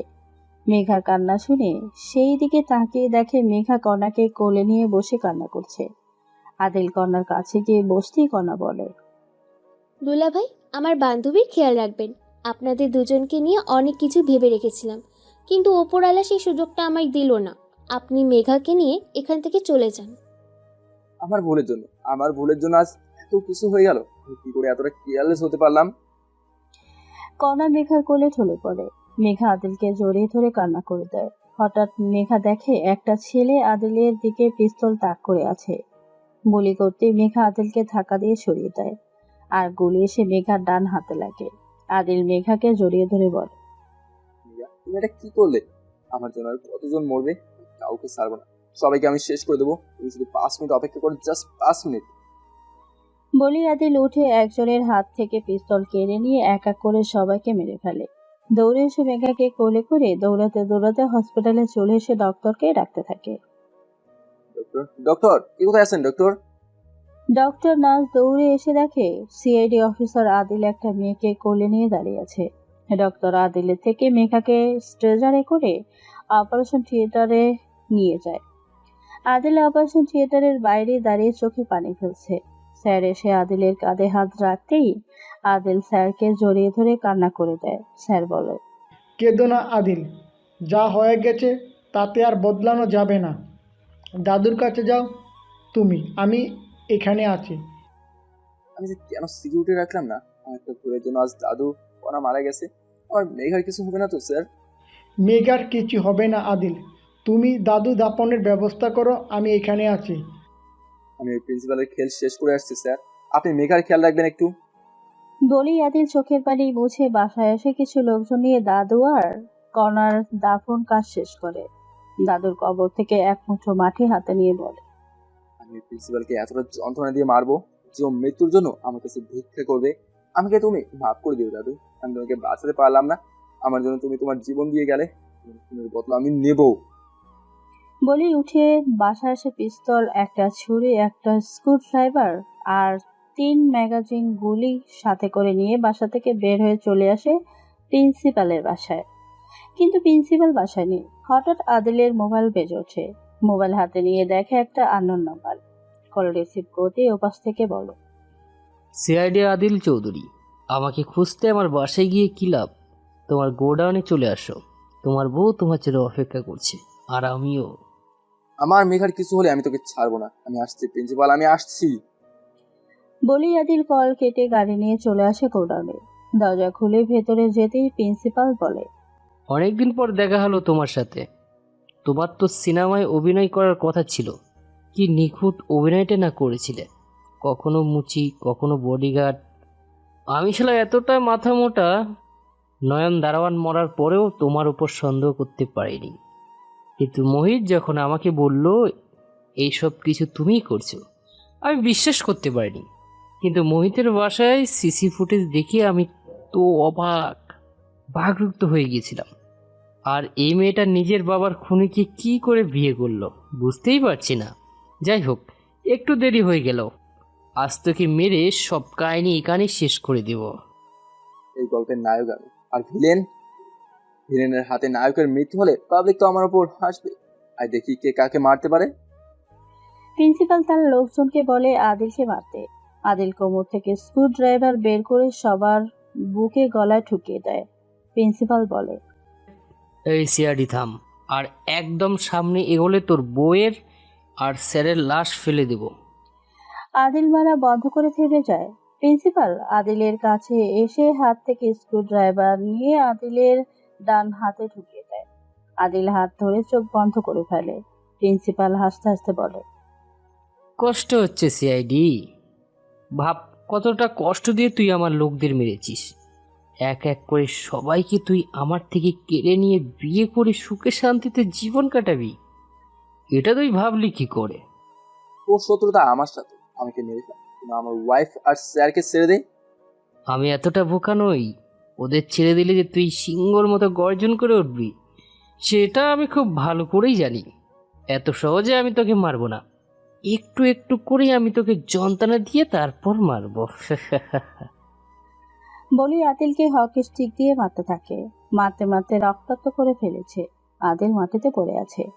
প্রিন্সিপাল আদিলের মাথার পাশে বসে চুল টেনে ধরে মুখ উপরের দিকে করে বলে, কিরে তোর দম শেষ? এখনো আমার মনের জ্বালা মিটেনি। তোর জন্য আমার কোটি কোটি টাকা লস হয়ে গেছে। একজন নয়, দুইজন নয়, 40 জন মেয়েকে তুই নিয়ে গেছিস। কিন্তু তোকে মারার পর আমি আবার এই ব্যবসা শুরু করব। আর আমার প্রথম পণ্য হবে তোর বউ। তোর বউকে দিয়ে আমি আবার আমার ব্যবসা শুরু করব। তোর বউ যা দেখতে না, বেশ দাম পাবো। এই কথা শুনি আদিলের চোখ মুহূর্তেই রক্তবর্ণ হয়ে যায়। প্রিন্সিপালের এক হাত ধরে টান দিয়ে ফেলে দেয়। নিজের হাত থেকে স্ক্রুড্রাইভার বের করে প্রিন্সিপালের ডান হাতে ইচ্ছে মতো আঘাত করতে থাকে। প্রিন্সিপাল চিৎকার করছে। আদিল প্রিন্সিপালের গলা চেপে ধরে জিভ বের করে কোমর থেকে ছুরি বের করে জিভ কেটে দেয়। প্রিন্সিপাল মুখে হাত দিয়ে গলা কাটা মুরগির মতো ছটপট করছে। আদিল হাসতে হাসতে বলে, বলেছিলাম না এই গল্পের নায়ক আমি, আর নায়ক কখনো ভিলেনের হাতে মরে না। তুই আমার দাদুকে আমার থেকে কে নিয়েছিস? মেঘার বোনের মতো বান্ধবী তোর জন্য মারা গেছে, আচ্ছা আমি তোকে এতটা যন্ত্রণা দিয়ে মারবো? মরার পরে তোর আত্মা চিৎকার করবে। বলি স্ক্রুড্রাইভার দিয়ে বাম হাতে ইচ্ছে মতো আঘাত করতে থাকে। এরপর উল্টো করে গায়ের শার্ট খুলে ছুরি দিয়ে ইচ্ছে মতো আঘাত করতে থাকে। প্রিন্সিপালের রক্তে আদিলের হাত লাল হয়ে গেছে। প্রিন্সিপাল আদিলের পা ধরে কান্না করছে আর মৃত্যু ভিক্ষা করছে। আদিল হেসে বলে, এটাই তো আমি চেয়েছি, আরো বেশি করে চিৎকার কর। বলে গিয়েই মেঘা আর স্যারের হাতের বাঁধন খুলে দেয়। মেঘা আদিলকে শক্ত করে জড়িয়ে ধরে পুরো মুখে পাগলের মতো কিস করতে থাকে। স্যার বলে, আদিল, রোমান্স বাসা গিয়ে করো, আগে ওর একটা ব্যবস্থা করে নাও। মেঘা লজ্জা পেয়ে আদিলকে ছেড়ে মাথা নিচু করে দাঁড়িয়ে আছে। আদিল বলে, স্যার সবকে আমি করব? ওর এখন যে অবস্থা, আর 30 মিনিট পর এমনিই মরে যাবে চিকিৎসা না পেলে। একটা কাজ করুন, বাকিটা আপনি শেষ করে আমার বউকে নিয়ে আমি বাসায় যাই। আরে কি বলো, আমি এখনো কাউকে নিজাতে খুন করিনি, এই আমার দ্বারা হবে না। তুমি গল্পের নায়ক, তাই গল্পটা তোমার হাতেই শেষ হোক। আপনাদের দিয়ে একটা কাজও হয় না স্যার। ঠিক আছে, বিয়ের পরে আমি ইতিটা নিয়ে এই গল্পের। বলে আদিল ছুরিটা উপর থেকে প্রিন্সিপালের গলা বরাবর ছেড়ে দেয়। ছুরি গিয়ে সোজা গলায় ঢুকে যায়। প্রিন্সিপাল ছটপট করতে করতে মারা যায়। আদিল বলে, স্যার এতদিনও যে কলেজের সামনে ছাত্রদের মেরে ফেলে রাখতো, ওকেও সেখানে ফেলে আসুন। আর ওই যে প্রিয় শ্রোতারা, যেখানেই অন্যায় দেখবেন তার প্রতিবাদ করতে শিখে। আমি বদলালে বদলে যাবে দেশ, বদলে যাও বদলে যাও। আদিল মেঘাকে নিয়ে খোঁড়াতে খোঁড়াতে বাসায় চলে যায়। আর স্যার প্রিন্সিপালের লাশ নিয়ে কলেজের সামনে ফেলে আসে। আদিল আর মেঘা এখন কি করবে সেটা আমাদের জেনে কাজ নেই। নতুন বিয়ে করেছে, যদি দুজনেই অসুস্থ তাও বলতে পারি না কি হবে। জানতে হলে বিয়ে করে ফেলুন। এটা আমার কথা নয়, লেখকের কথা। ভালো থাকুন, ভালো রাখুন। ভালোবাসা অবিরাম সবাইকে।